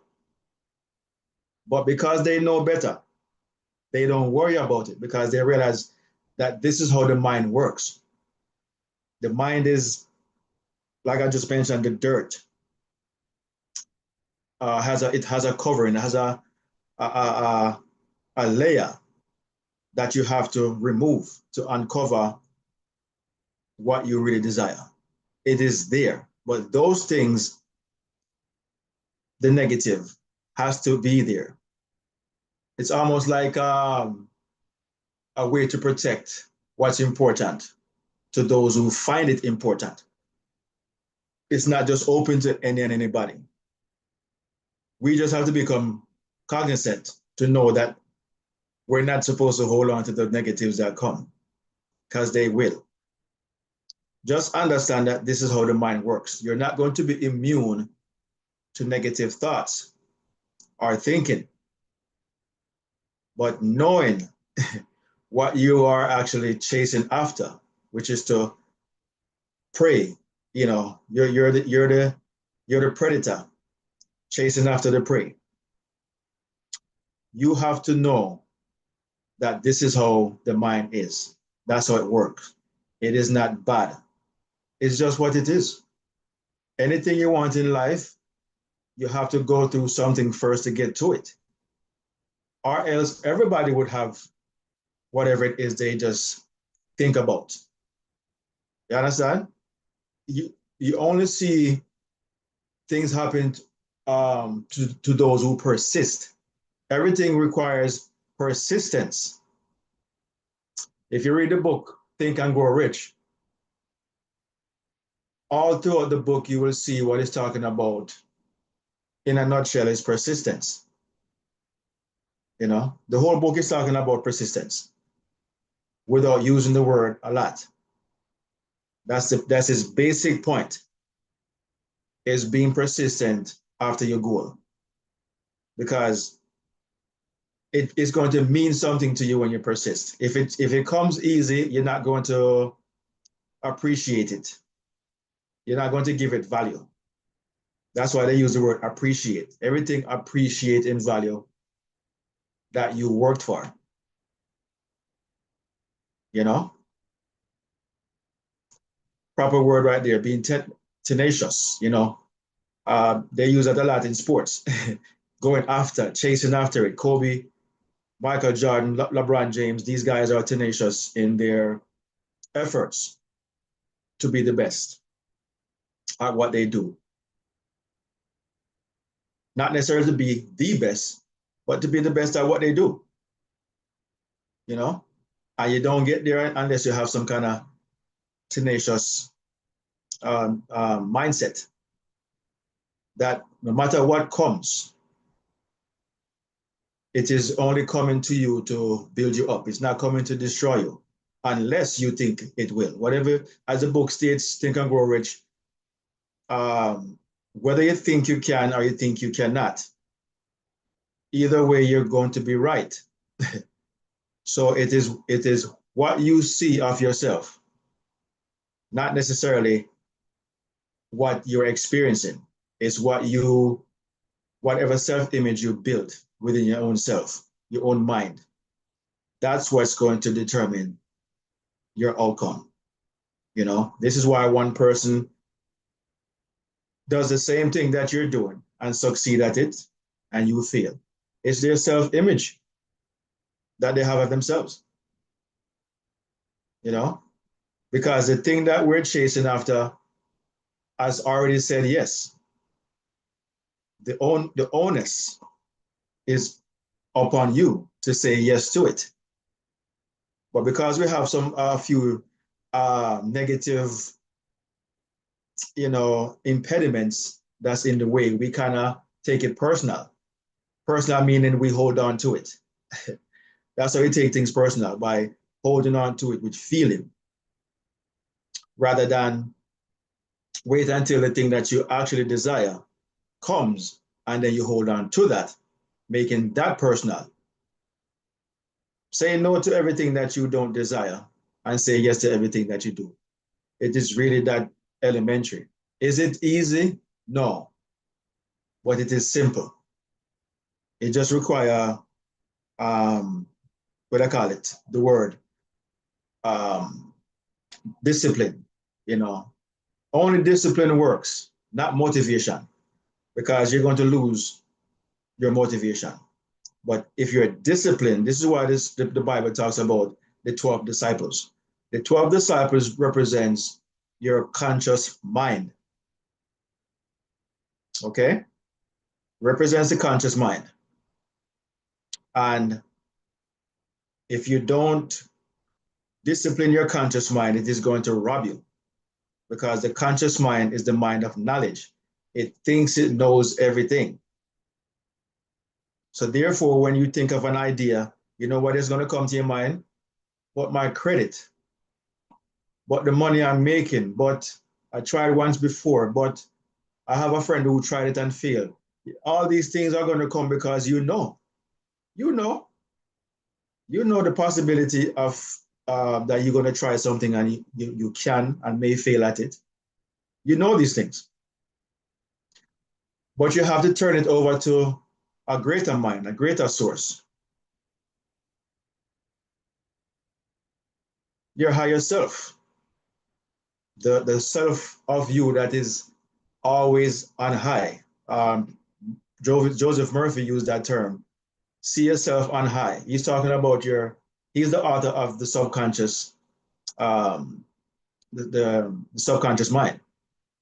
You know, he is a subconscious guru. He knows so much about the subconscious, and he tries to make that known, that everything you do has to go towards the subconscious. Only become conscious of it and leave it alone. So he say, you know some things, but the higher mind knows everything. Yeah, because within the higher mind is the feminine aspect that knows. It's the mind of wisdom. It knows, it houses infinite possibilities. Okay? You're conscious, you have things coming in to you by way of your mind, knowledge-wise, but everything you desire, it has to go towards the subconscious. Everything goes towards it and everything comes from it. Okay? Let's use this terminology. In terms of human interaction. You notice that in order for a woman to become impregnated, you have to go in. But whatever you put in, that's what comes back out. That's not something by accident or just by, whatever I say now, just by nature, in saying, this is what we do because it's an urge and whatnot. It is past that. It is the exact operation of consciousness that we as human beings and the animals and the insects do. We have to enter therein. And whatever we desire to get out, we have to put it in and it will come out. Oh, sorry, Tisa.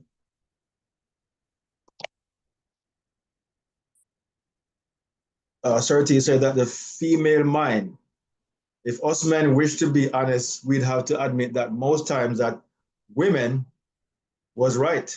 She literally knows everything. And then he says almost. And it's true. It is the intuitive mind. But you guys have to understand.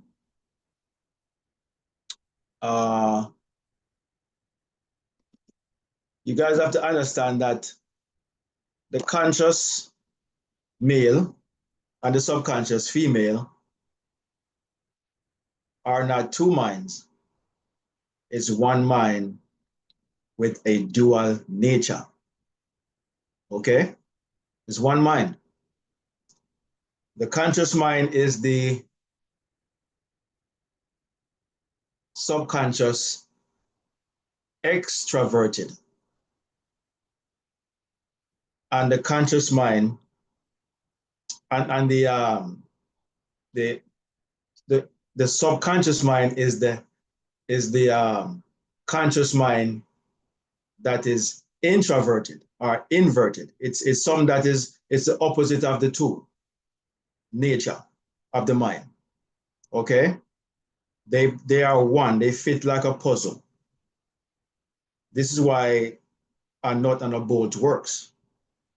The bolt and the nut is one and the same. They just look different, but they're the same. One has to go into the other. And you notice they hold on and become one. It cannot be two bolts, cannot be two nuts. It will never work. They cannot be, but they operate on one accord. It's just that one is greater in terms of how it expresses your desires. You need the subconscious to express your desires. You cannot consciously express anything. A man cannot have a baby. Only the woman can. But the baby has to come from the man to go to the woman to express it. So you impress the woman, meaning you go in, and she expresses whatever it is that you impressed upon her consciousness. So we have to learn how to use our right and left side appropriately. Your left side is your left brain, your conscious brain, the conscious side of you. The right side is the imaginative, the intuitive, the creative. Everything is created on the right. This is why the scripture tell you, cast your net on the right side. Our righteousness. It's always talking about these righteousness and whatnot. Everything is right.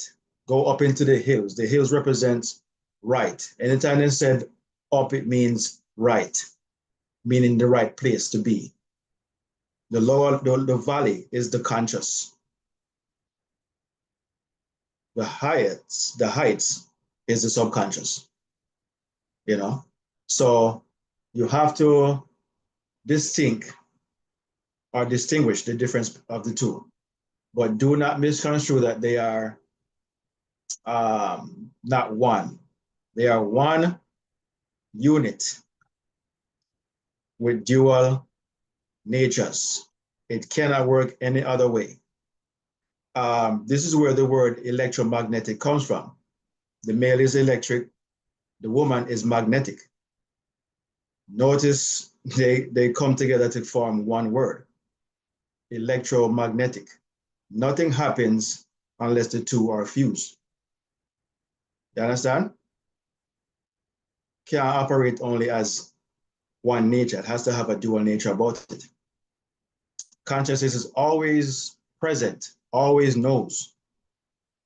It works just fine. But when we, humans, use it to operate, it's something that we have to kind of learn. We're in school. We have to learn how to do it. Consciousness itself knows exactly what to do.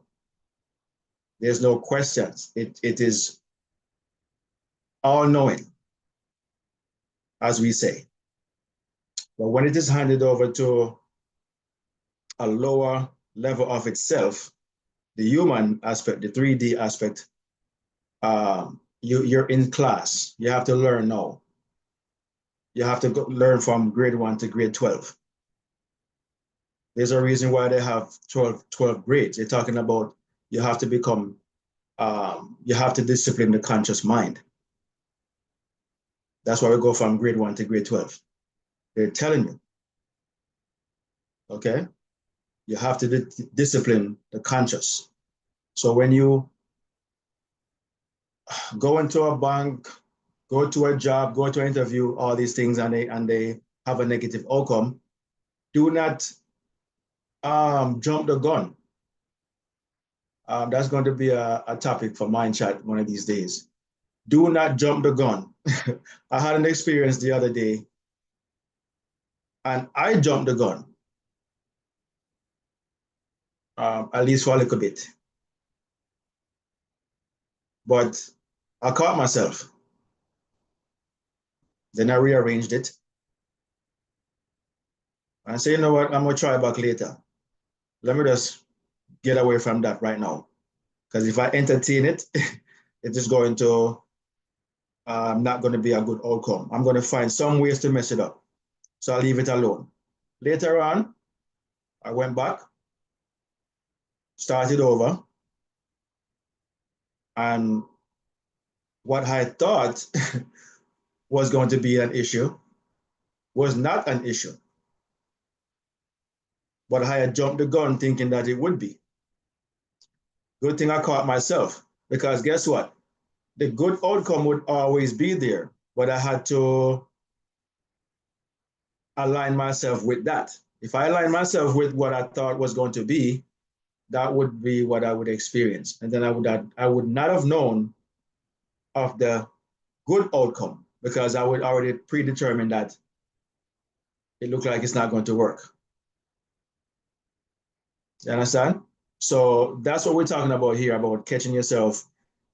You're not going to be immune to it. These things are going to happen, but you just have to be aware. Awareness, as GMAC would say, awareness is the key. You have to just know who you are and catch yourself if you're going off the deep end, and reel yourself back in, you know? So do not be dismayed, worried if you lose sight or maybe control and think that, boy, I thought I had it, or I thought that I had this thing done pat. You have to understand, you are always going to be a student. Wait, name? I forgot his name right now. Yeah, Trudeau. Um, you guys don't know him, but he's a guy I listen to. He says that you never get it. You're always getting it. So perish the thought that you get it. There is nothing that you ever get. You're always getting it, meaning that things are going to come and you're going to understand, and then another level of understanding is going to come, and then another level, and then you're going to fall back, you know, to try, you know, it's like going up a ladder and you slip. Notice the ladder did not slip, you slipped. The ladder is your consciousness that exists, but there are times when you climb the ladder that you can slip because you're not paying attention, you're being too, you know, you're distracted, you're hurrying, whatever it may be. But there's always levels. So, and this ladder is never ending. It doesn't have a beginning, it has no end. It just is. But it has levels of descension and ascension. And so, wait a minute. Bob Proctor said this, that when you read a book over and over, you don't see something that was not in the book before. You see something that was not in you before. That's because your level of awakening has increased. So you're going to read something and it makes no sense to you. But if you read it over and over and over and over, you will see something in yourself that was not there, which is the understanding, the awakening. So you never will get this thing that we call consciousness. You are always getting it.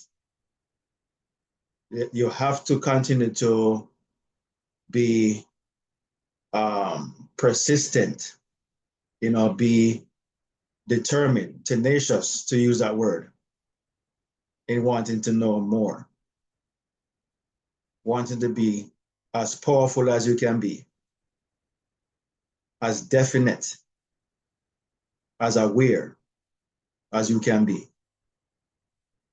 You never stop learning. Whatever you don't use, you lose.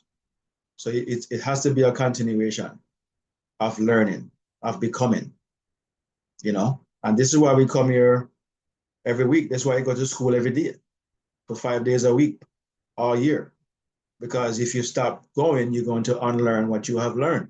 You're not going to perfect it. It has to become a subconscious behavior or memory. And it can only be done by two things: repetition or an intense desire or feeling. Those two things: feeling, repetition. But the feeling doesn't come that easily. Repetition is much easier, doing it over and over and over. And your subconscious will accept that as that's how you feel because you continue to do it.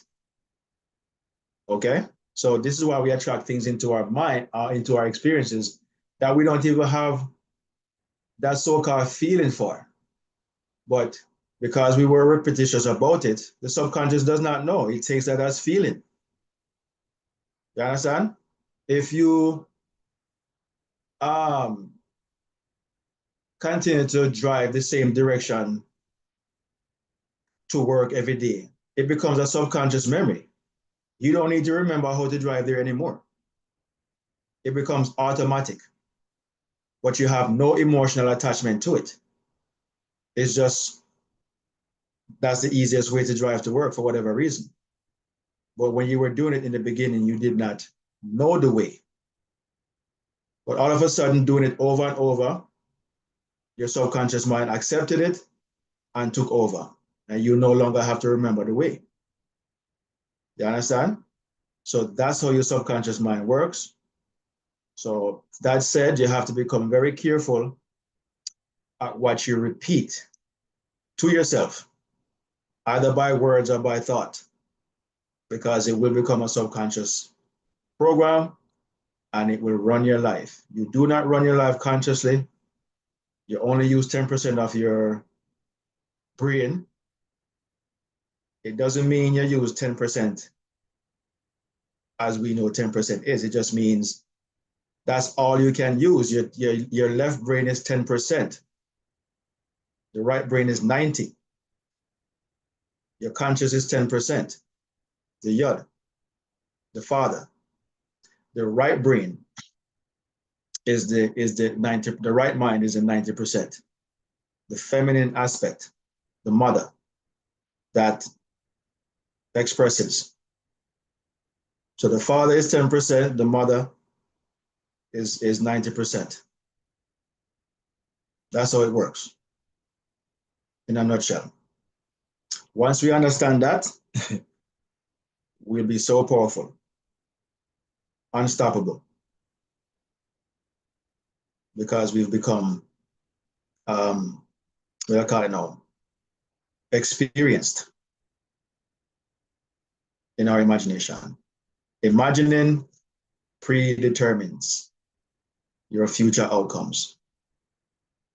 So remember I had said weeks ago to make a list of whatever it is that you desire to manifest, experience. Imagine on those things over and over. Don't concern yourself with how it's going to happen. Thoughts will come and tell you, but how? Where? When? Don't entertain them or entertain them. Let them go. The sooner you let them go, the sooner the way will come that will show you how. And it might be scary. That is one part of the equation that scares people.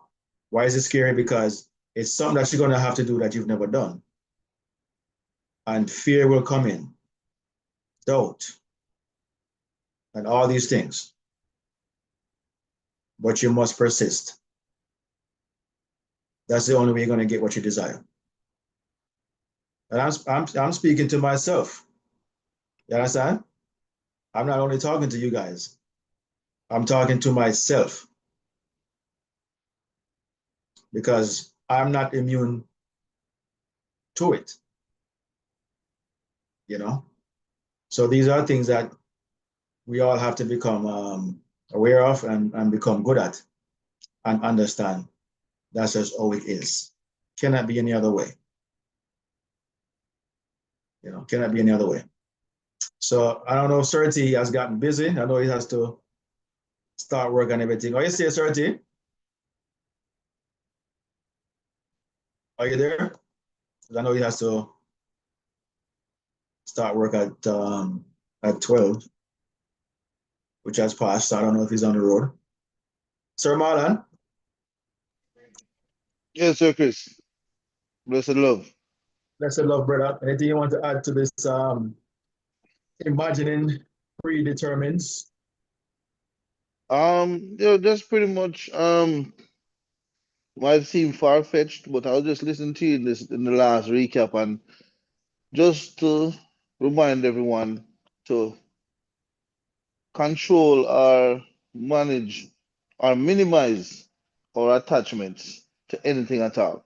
There are some things that will take a lot more emotion, energy, emotion on our part, but there are other things that are not that consequential that will be easier to manage because these attachments will cause us to lose focus on what we are trying to do from within spiritually and grow and um establish ourselves, you know, um get into that level, that higher level.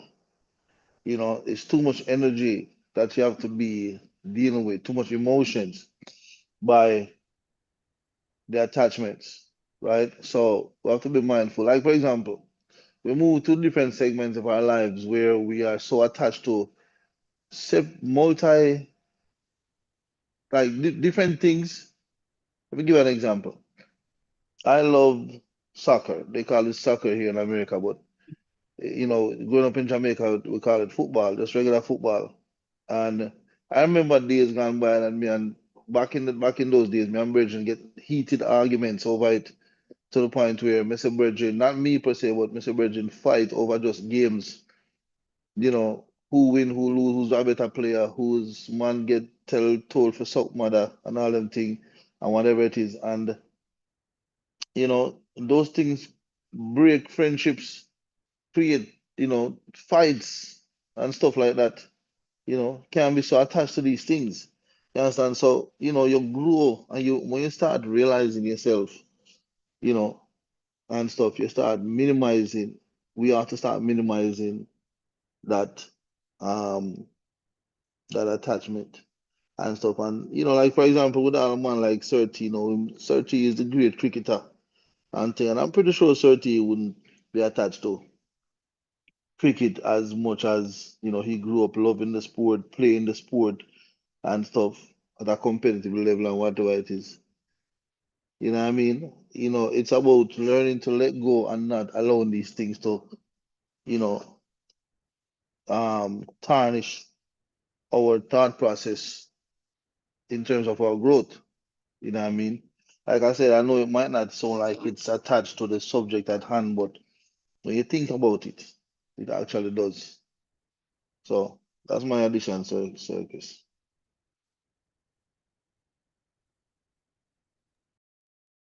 All right, Sir Marlon, thank you for that addition right here. Absolutely correct, Cannot personalize or become emotional about certain things or anything that's negative or that will negate your actual intentions. So you have to learn how to differentiate from the so-called bad outcomes or bad thoughts or ideas or whatever, and channel the ones that is going to put you on the right path that you desire to experience.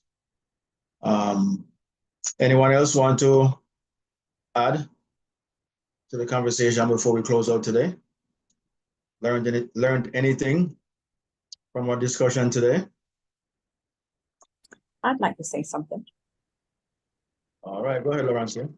I like how Sir T had put, in his perspective of the past, like an achievement that you have received from a higher up or something, and the enjoyment, the proudness when you was receiving that achievement in that moment, how you felt.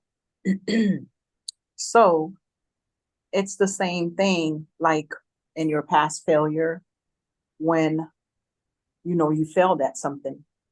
And that's where failure becomes a great teacher, because the past, you always going to relive the past because it helps you with it. It correlates with the future. So in the past, if you failed at something or you didn't accomplish something, you always want to accomplish it for the future.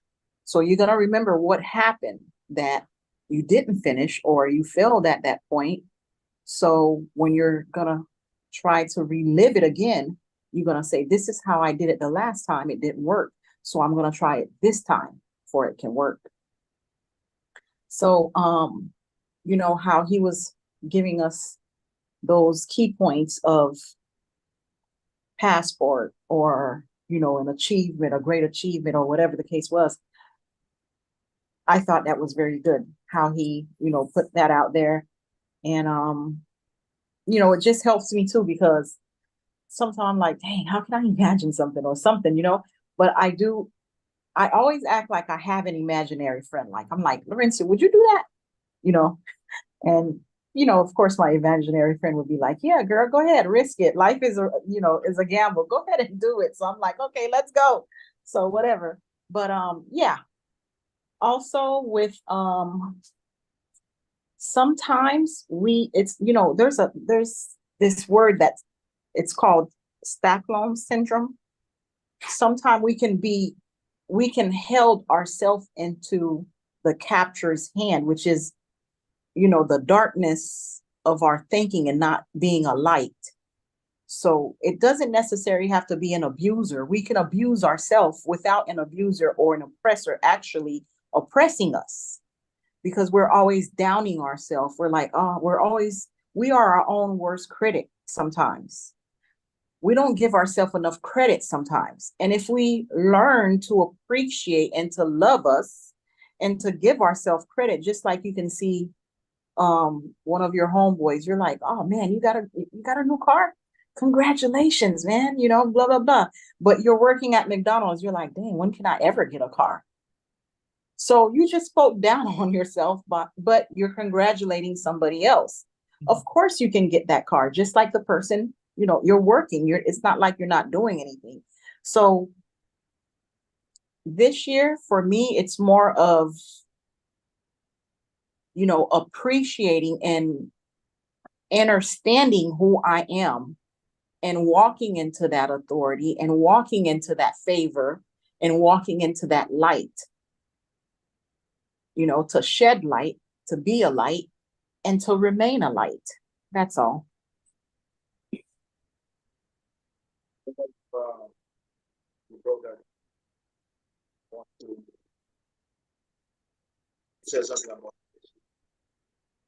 I can't hear you. Can you guys hear me? I hear you now. Okay. So this year is a different focus as we predetermined in January when we did our first program, our first episode. That in 2025 we want to make a shift in our focus, meaning our thinking, to talk more about how to demonstrate our power within.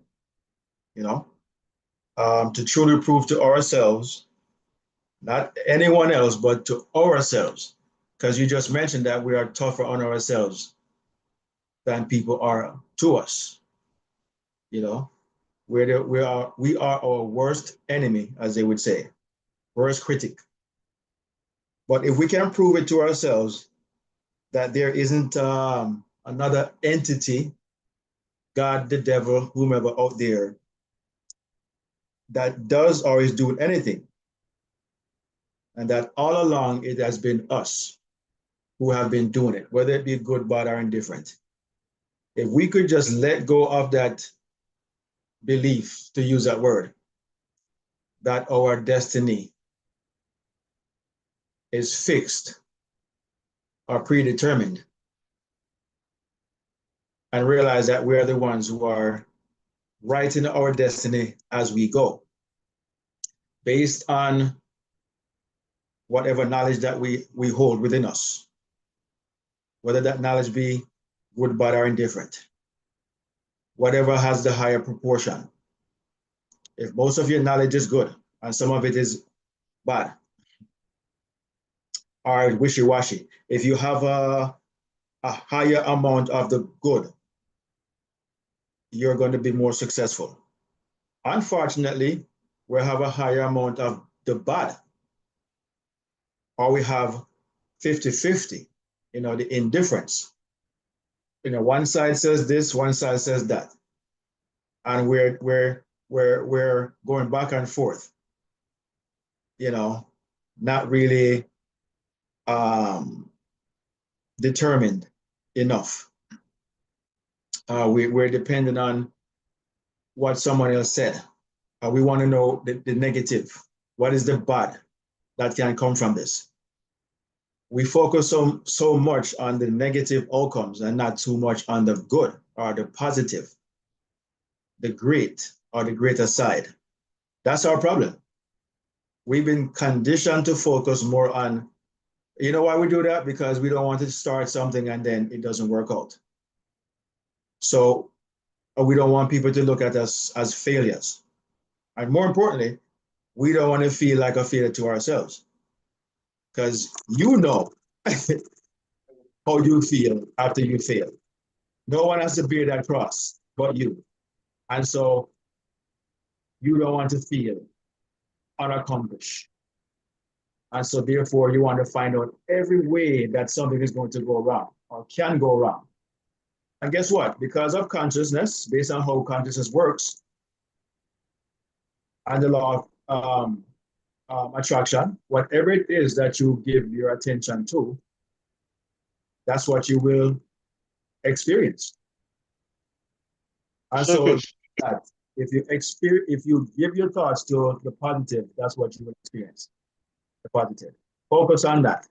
The negatives will be overcome by the positive. Yes, sir. Yes, sir, Sir Marlon. Well, it leaves the question now. What is the ingredient for success?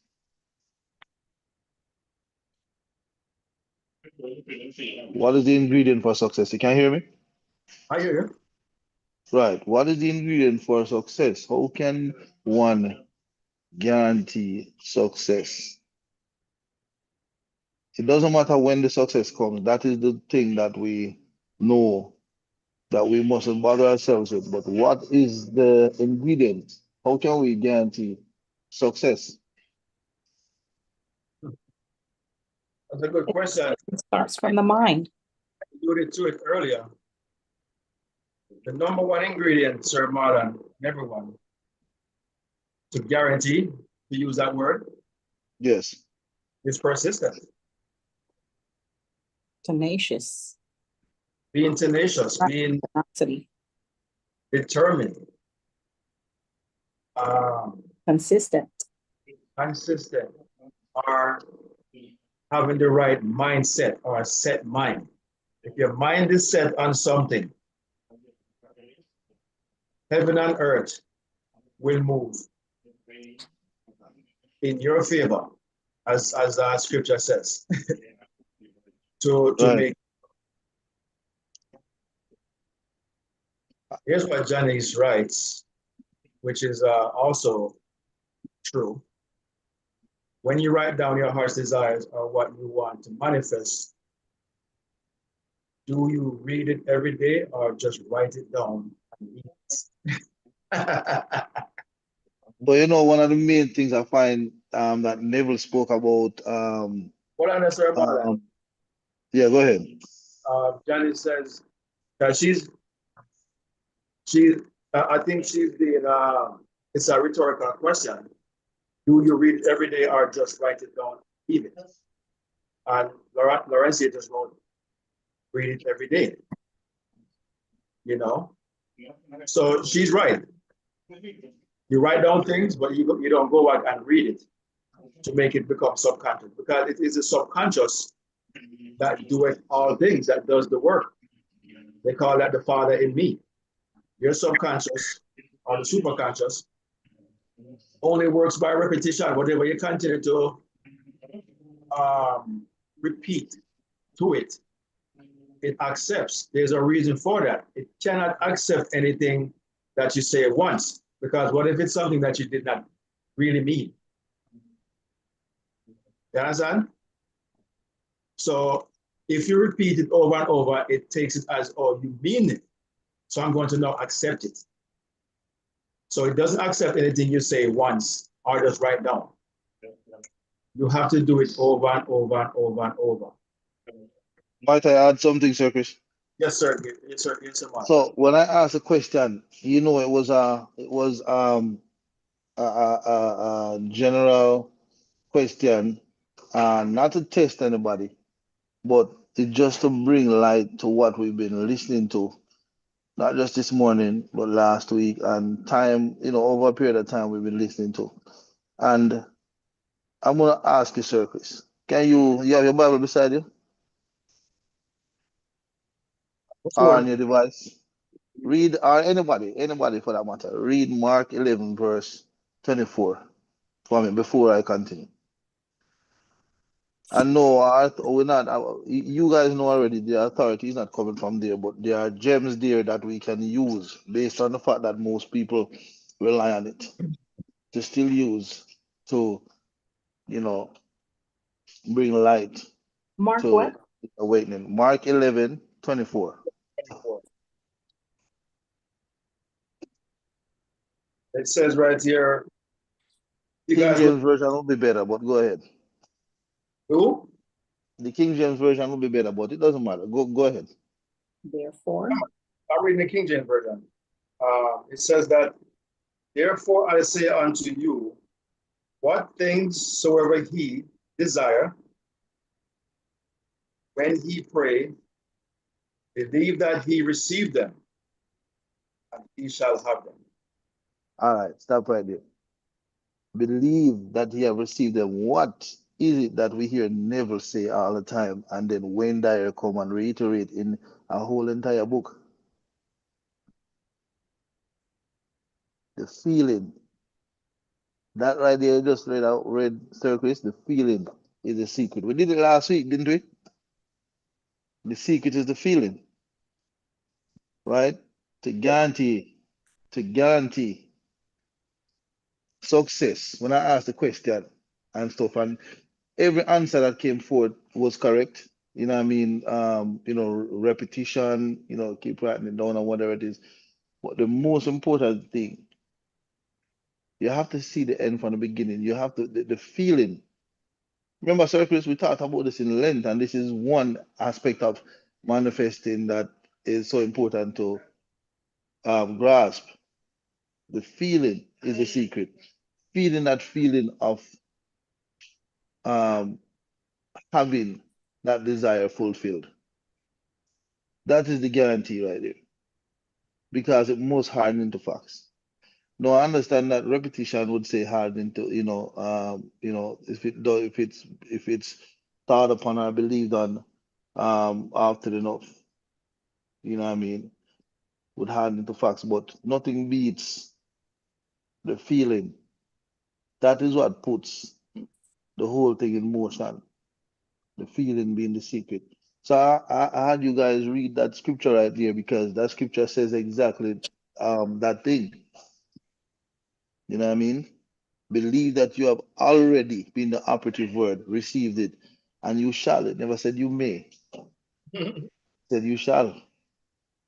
So the guarantee, based on the question put forth, the guarantee of receiving that thing is the feeling of having same thing.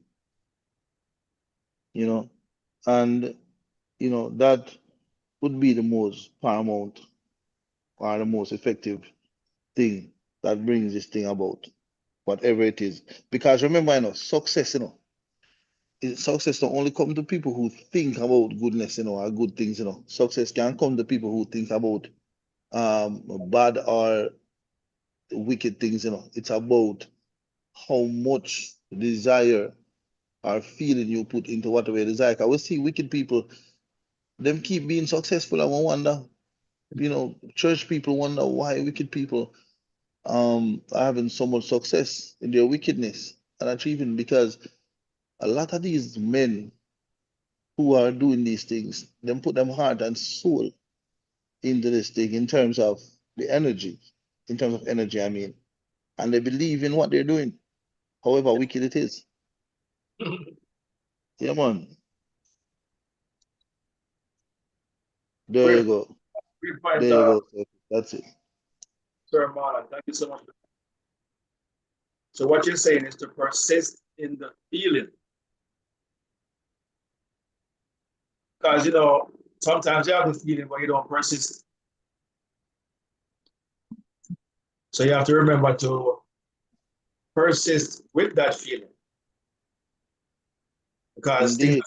things are going to come that cause you to jump the gun, so to speak. Right, Means, right. so hold on there. I've been feeling like this for so long and nothing has happened yet. But you haven't feeling like that long enough. So persist in the feeling after wish fulfilled. And don't worry about how it is going to happen or if or when. It's going to come like a thief in the night. Only because um, you kept the feeling that it already is. I love that verse right there, sir. Sir Marlon.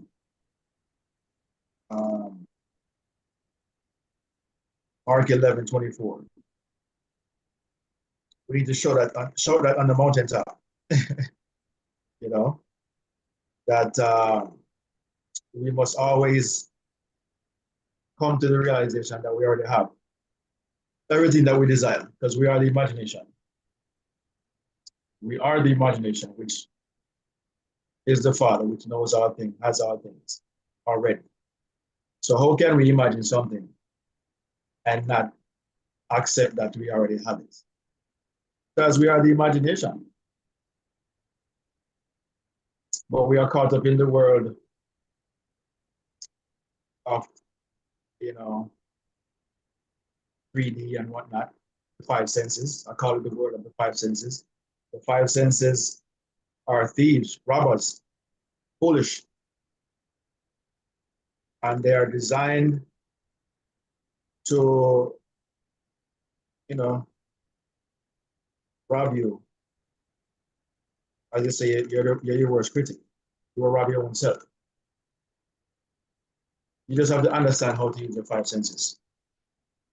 They are designed that way for a reason, because there are going to be some things that you're supposed to say no to. You cannot not be able to say no. But notice your five senses says two things: yay and nay. Okay, that's what they say. There's a reason for that. So it's not bad. You just have to know what to say yes to and what to say no to. Say no to when something negative comes and tell you why it cannot happen. Say no to that and say yes to the one that confirms that yes, it's possible. So you just have to know how to use them. That's all. They're not bad. It's just our thinking that makes it so. Everything is what it is for a reason. We just have to learn how to be in the right frame of mind and study to show ourselves approved. So this year, 2025, we have to prove it to ourselves because we are the operant power. Prove it to yourself that there's no God out there helping you, watching over you. Okay? It is up to you. You have to determine. You have to say yes. Your desires are knocking at the door. It is up to you to open the door. I have a question. Want to add something? You say there's no God out there that is saving us. We have to save ourselves. So, in other words, who created us?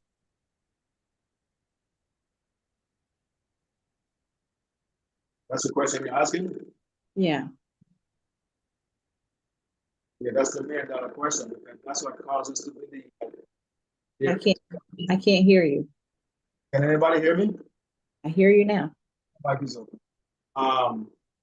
That is why we believe that there is something else out there, because you see, we are conscious that we are here. And so we think that because we're conscious that we are here, we don't know where the first consciousness came from or where the first human being comes from. So we as human beings, we conjured up some way to explain, as scripture has done, the first two human beings, Adam and Eve. But they're not explaining where the two first human beings were born. That is only explaining the operation of consciousness. It's not telling you that there are two people who started this whole thing. So because we read the Bible and interpret it as such, we think we started somewhere from two people. The only two people we started from is our consciousness, which is a dual nature. That is the two. One male, one female. One woman, one man. And they're called mankind or Adam. In the physical form, we're called Adam, mankind. So there is nothing that made us. We are makers of ourselves. Okay. We have taken on this reality to experience itself. Notice I say it, not our, but itself. The only reason why you see two, male and female, animals and whatnot, is because we are acting in the nature of consciousness, which is dual nature. So we have to have a male and a female. But it is one consciousness, one coin with two different sides. Okay, I have another question. So have you ever asked yourself, how did this world was created? Was it created through conscious? Yeah, we've been mankind or what? I mean, you have Italy, Spain, Jamaica, Haiti, Bahamas. Who created all this thing? Who created the pyramid? Who created Egypt? Who created all of this? Somebody had to, some element, some electro something had to, you know what I'm saying? It can't be science. I'm not going to give science the credit. So just like conscious, I never seen God before. I am God. I am who I say I am. So conscious is God because you cannot see conscious. God is conscious because you can't see neither. So I just want to know, I know some type of, there's no way that we all could just be born in this world, trillion, gazillion of us, good and evil, like, no, there gotta be a higher power, like something magnificent. You know, mankind, yeah, female and male, but I'm always asking myself like that. How come everything is so geometric, geometric, like the distance between my eyebrows, between my eyes and my nose. How come everything is so, so precise, so selective? So this got to be a mastermind. This got to be like a great genius, a great physician to do all this. How did we, to have 5 fingers, each of them means something. Our eyes, our sense, our taste, our hair. We have wool hair. Some of us have soft hair. The melanin, like we can create all kinds of babies, white, black, Spanish, whatever. But the black only have that power because of the melanin that's inside of us. This is where I get, a little confused. When they say there's no God, there gotta be a great supreme, the Alpha or Omega, the omnipotent, something. These are great because he shares his glory with nobody. I say he, meaning, this source has no pronoun. It's not him or her. There's no gender. There's no gender. But it has laws of gender, laws of cause and effect. All these things is within that one consciousness or source. You have to understand that life is perception. We are perceiving this 3D as it is. It is not something that is solid or that is real. It is all perception. So our 5 senses fools us to believe that it is something that was made. None of it is made. You say, well, how's that possible? Because we got the TV on my wall, we have the cars, all these different things. But notice, these things are coming from our consciousness. All we've done is taken what we're projecting as consciousness, whatever we've vibrated or hardened into facts, we've taken that to make what we are now perceiving from our own minds to create that. It doesn't make itself. The consciousness is forming these things. You ask about our hands and whatnot. These things is what consciousness is. Everything you look at, when you look at your body, just look at your body in the mirror. Whatever you see, this is just the form that consciousness took to continue to create everything you see. Whatever you saw before what we have created so far, let's just say when there was nothing, all these things is what resides within consciousness as a, what I call it now, as a default. That is a default mechanism by consciousness. If you see the moon, the stars, all these things, you're still looking at the body of consciousness in that form. All the universe you see is a body of awareness. Everything is where it's supposed to be. Nothing is out of alignment, as you just mentioned about your eyebrows and whatnot. We just cannot make sense of it in the skies. But we know that we have the constellations. All these things are not there by accident. It is not something that some God say, all right, let's put the stars here, put the stars here. No. These are a becoming of what consciousness is. It cannot make anything from anything. Everything is made from it. It became everything you saw. So if it's wherever it's positioned, that's the only place it could have been. It cannot be anywhere else. We are just portals bringing in ourselves into being with the consciousness. We are born through our moms. Our mothers is the portal by which we come. The animals is the same way. This is the only way consciousness gets to come into this 3D world to experience itself. It is it's a grand phenomenon. We will never get to really go back and say, well, when did this thing begin? It has no beginning.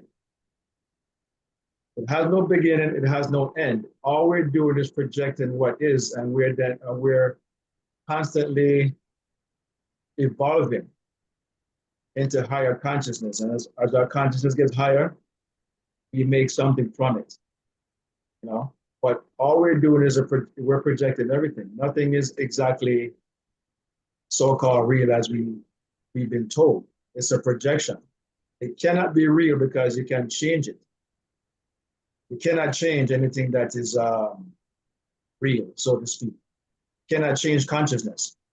It just is. All you can do is project it. And we do not know exactly how, because the consciousness is learning itself. You know, we're curious to find out where did this consciousness begins. That is a rabbit hole that is never ending. Cannot have a beginning, and it cannot have an end, because to have a beginning would mean that you have a mother and father. It does not. It just always is, always was. Well, that goes to show you we don't know everything. We don't. That's a hidden mystery, because no one can finalize the beginning nor the end. So it's a hidden mystery. Yeah. Mhm. It is like that for a reason. You know, we're climbing higher and higher awareness and having some understanding. As far as I know, as far as I understand so far, I just mentioned one thing is to know that consciousness has no beginning. You know?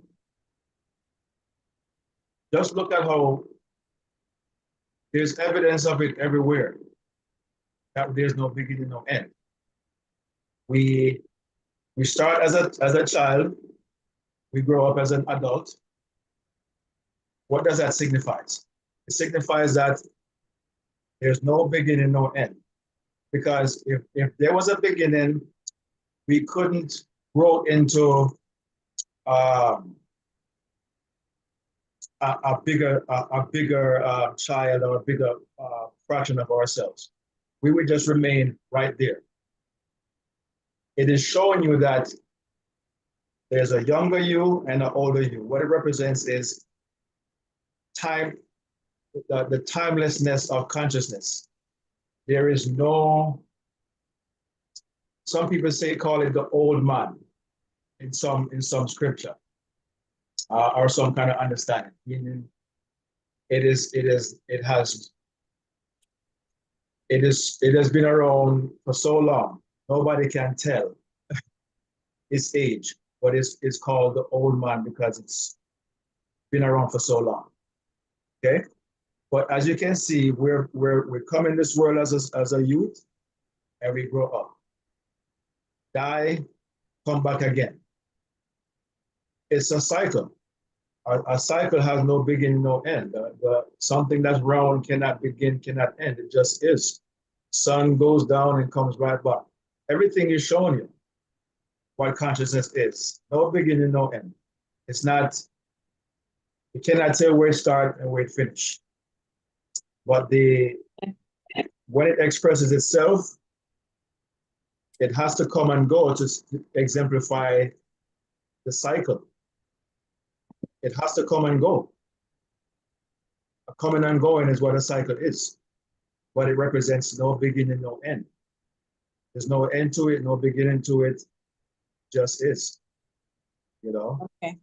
So we're trying to find out, did it start from two people? Is it going to end? Perish that thought.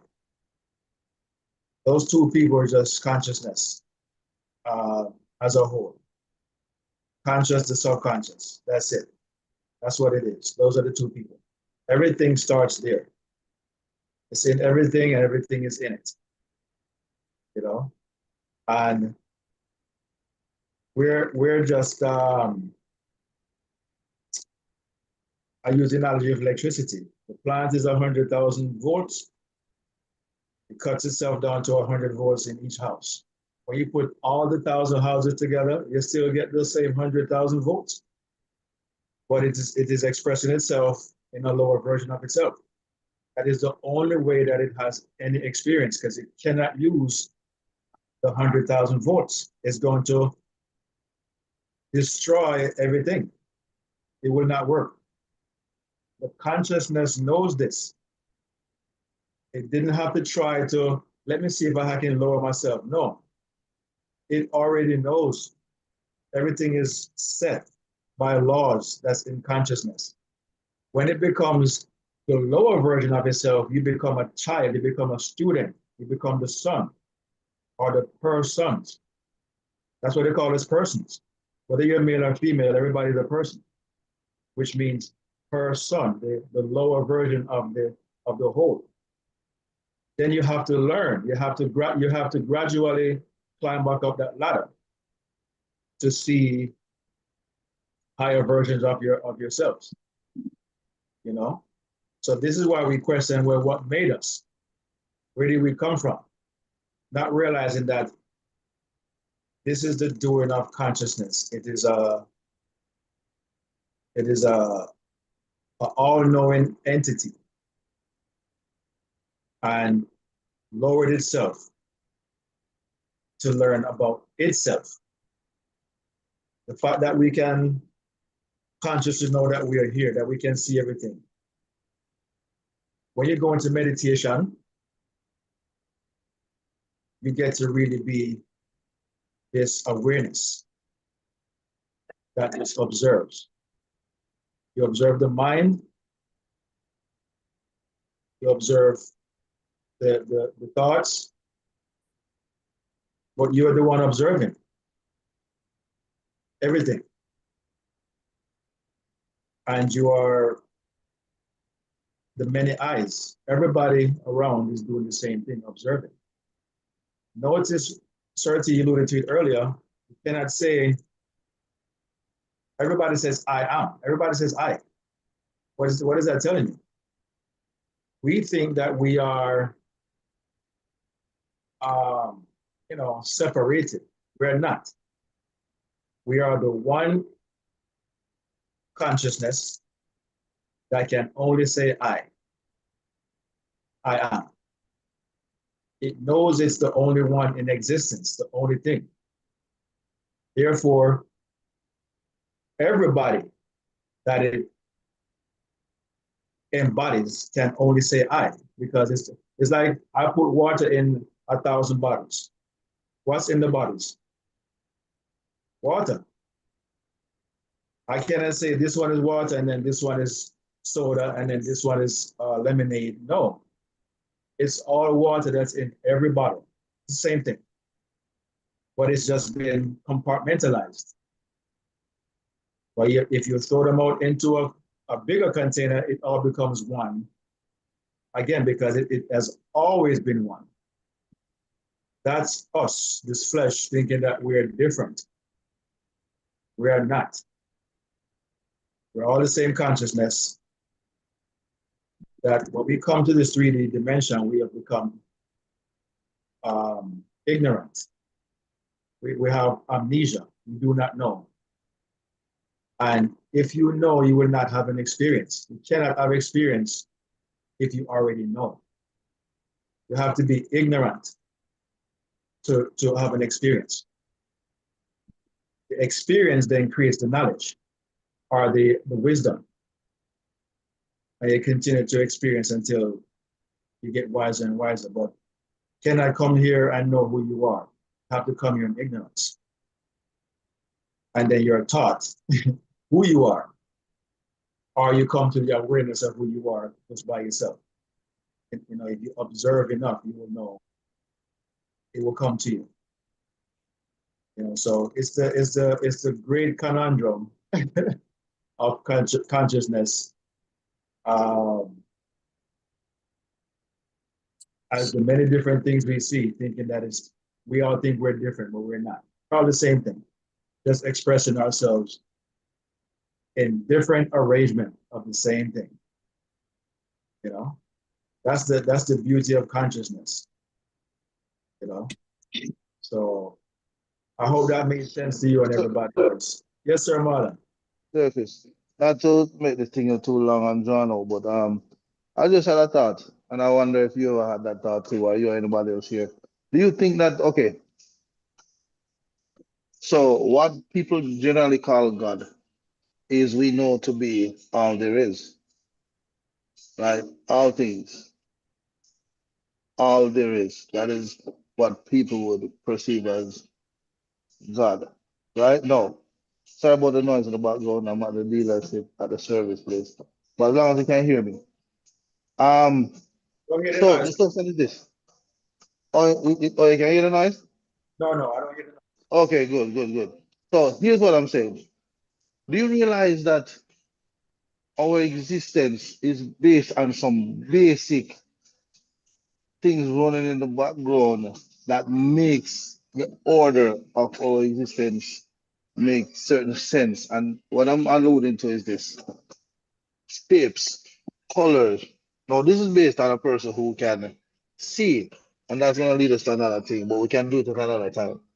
Shape, color, size, um, um, all those are still based on the senses, right?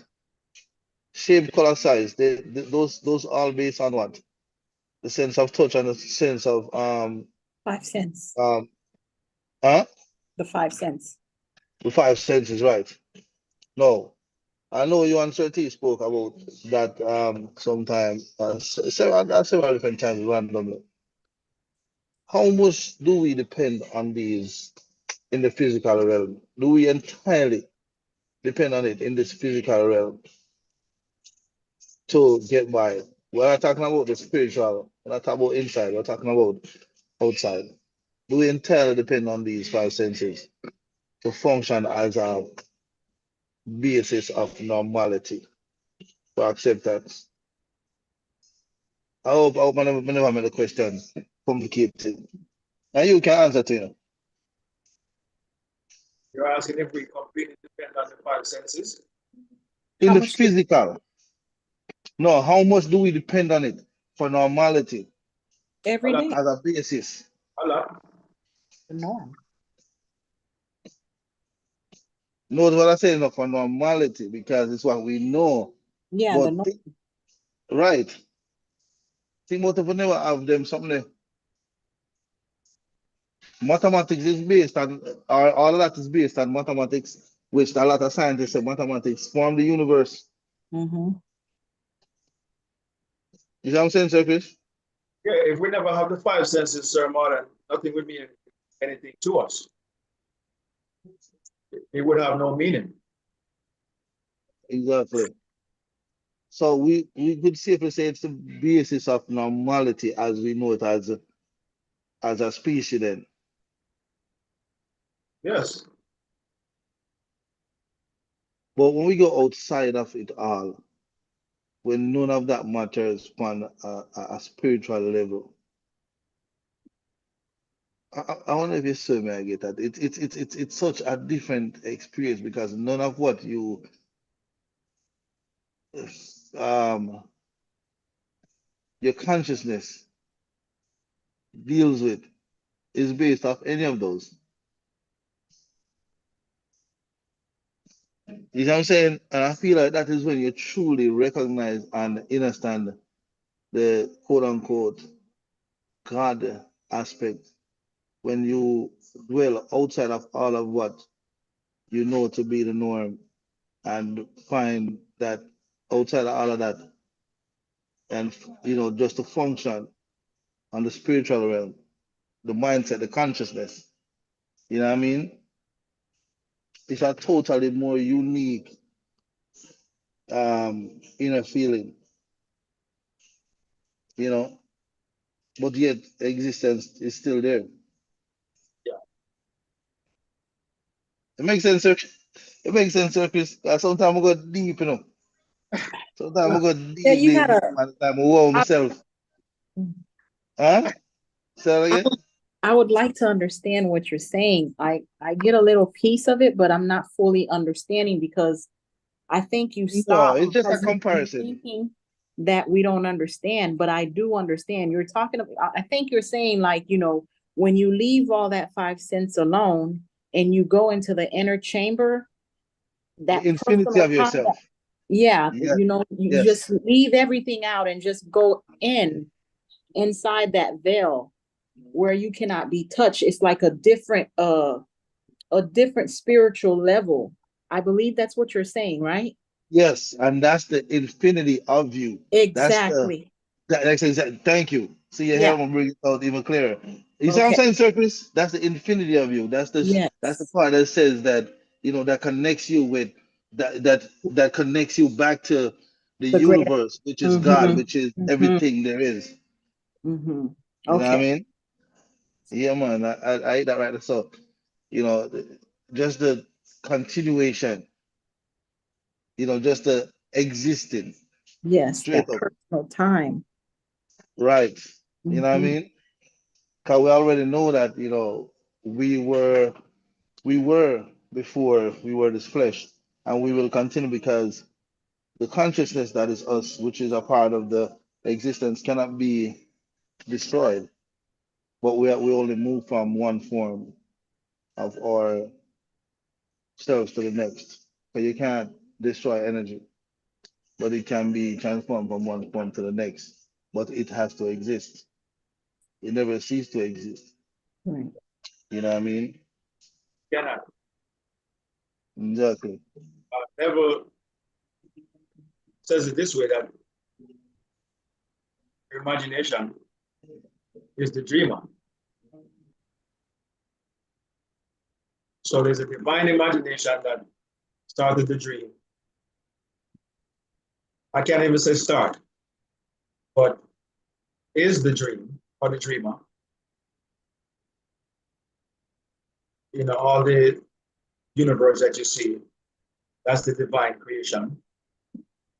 Then we are the ones we're having a daydream, a controlled dream, meaning that dream is fixed.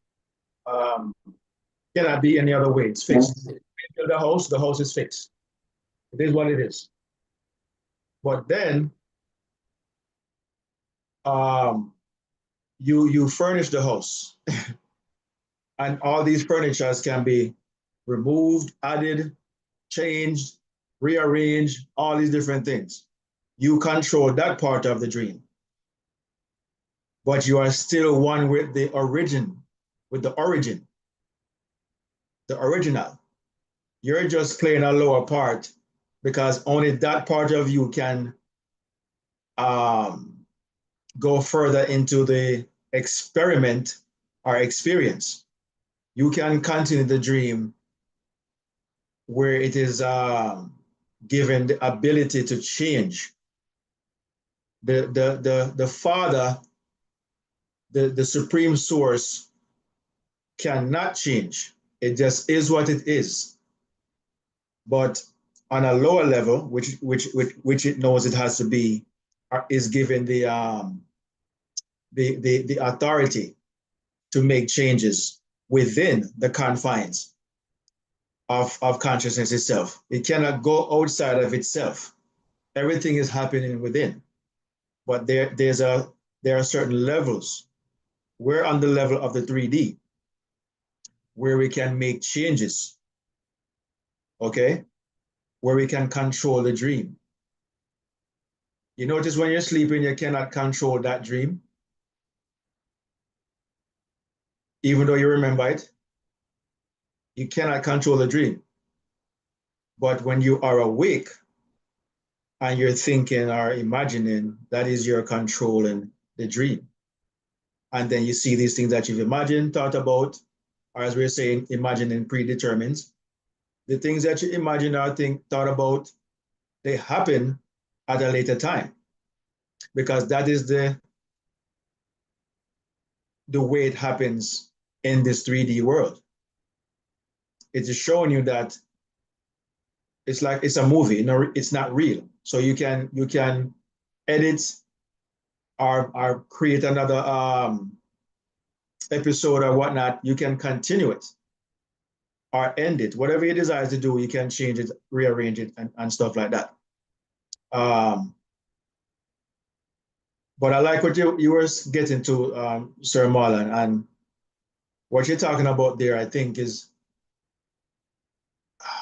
peace, being at peace. When you become one with the source and you leave the five senses, you've become at peace, peaceful. The five senses require happiness. Because if you're not happy, you're always not happy with something. So it's always searching for happiness, the five senses. But that's not what you should desire. You should desire peace. You notice they always use the word inner peace. That's you becoming the divine, remembering, reattaching yourself to the source. You're never detached, only in your ignorance. You are detached, but you never are. You are always attached to the source. It's like you're never detached from the electricity. It's always attached to the pole. It is up to you to use it or not, but it goes right back to the source. It's never detached. It is always one with it. You are always one with the source. But when we're here, we're always seeking happiness, because that's what the conscious mind desires, to be happy. But there's another side of you, the part of you that always is. Once you discover that you are the awareness, you become at peace. You no longer worry about dying and going to hell, or going to heaven. You don't worry about these things anymore. You're now at peace because you now know who you are. And that's another way to look at it, Sir Marlon. You know, you are at peace, knowing that, hey, I'm not who they told me I was. I'm never going to ever die because I was never born. Therefore, I cannot die. Whatever I become can die, and it must. Changes cannot come unless something dies. I told somebody the other day that death is not a bad thing. If it wasn't for death, we still have these tyrants like Stalin and Hitler and the Ku Klux Klan and all these people who use their intelligence and their imagination to do evil. If it weren't for death, these people, this ideology would never die. You understand? So it's necessary for change and evolution. We don't get here if we had remained in the caveman age. Okay? Death brings change, and death brings new beginning. All right? It is the true exemplification of consciousness. Okay? It has no beginning, no end. But within it are different levels. And the only way to experience those levels, we have to go through changes. All death is a change of a new awareness. You know, that's how you elevate. The coming and going is just growing. It's growth. You know, and so thankful for that. The world has gotten rid of or rid itself of these subjects who chose to use their imagination abusively, you know. So death is always in control when it comes to that. So you need not to worry about, you know, if something is going to last forever and whatnot. Everything has to come, everything has to go. Do not fret yourselves about the economy and COVID and whatnot. All those things have to change. Nothing is static. Okay? Everything is dynamic. It has to move. Just understand that. And if you succumb to it, oh well. There was a time when you weren't here and you were just fine. That is who you truly are. You are always fine. You only lose that sense of peace when you come here as consciousness in a body. We have to get back to where we know everything is what it is, you know, but can navigate on both sides of the fence by understanding that the body is just here to be happy, to have experience. But do not let that be who you are. Don't lose yourself in that.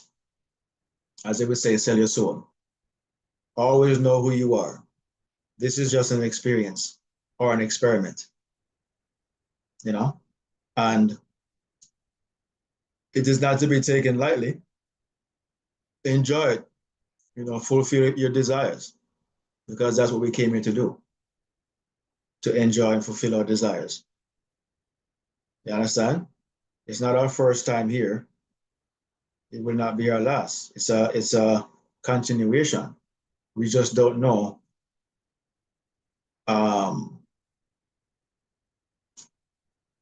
where we were and where we're going. You know, but the consciousness that you have now will remain. It will follow you. You know, and you'll become higher and higher with it. So don't worry yourselves. Be at peace. We are the one source, fragmented experience in itself. Notice the word fragment has the word mind in it. We're the one mind that has, you know, divided itself. Exactly. We're sojourning. We're all one. And we have to be many to have many different experiences. It is what it is, you know? So that being said, the experience that we want to have this year, knowing who we are, knowing that we are the source itself and is always connected. We're just being the sun, the baby stage of itself. We can experience, we can create, we can desire. Let's stay in that knowingness. Let's stay in that empowerment and live out our desires that we have, you know, decided upon to experience for this year and beyond. We have to sharpen our tools, sharpen our imagination. Iron sharpens iron. Come here every Sunday to get sharper and sharper, like a samurai sword. Okay? It is only going to happen if we keep coming and building upon the last class or you know, episode. We're always getting better and better. And I don't know about you guys, I can feel it. I can feel the difference. And if you feel the difference, you will see the difference in physical reality. Let's wait and see. Sustain the feeling, and your wish will be fulfilled. That's my last word for today. Any other last words? And we can close out. Anybody else? Charity, you're still busy? Charity looks like I'm still busy at work. All right. Well, it was a great class today. Thank you guys for your attention and participation. And we'll see you guys again next week, right here again at the One Great I Am Awakening. Love you all. Peace and love and positive vibration. Over and out.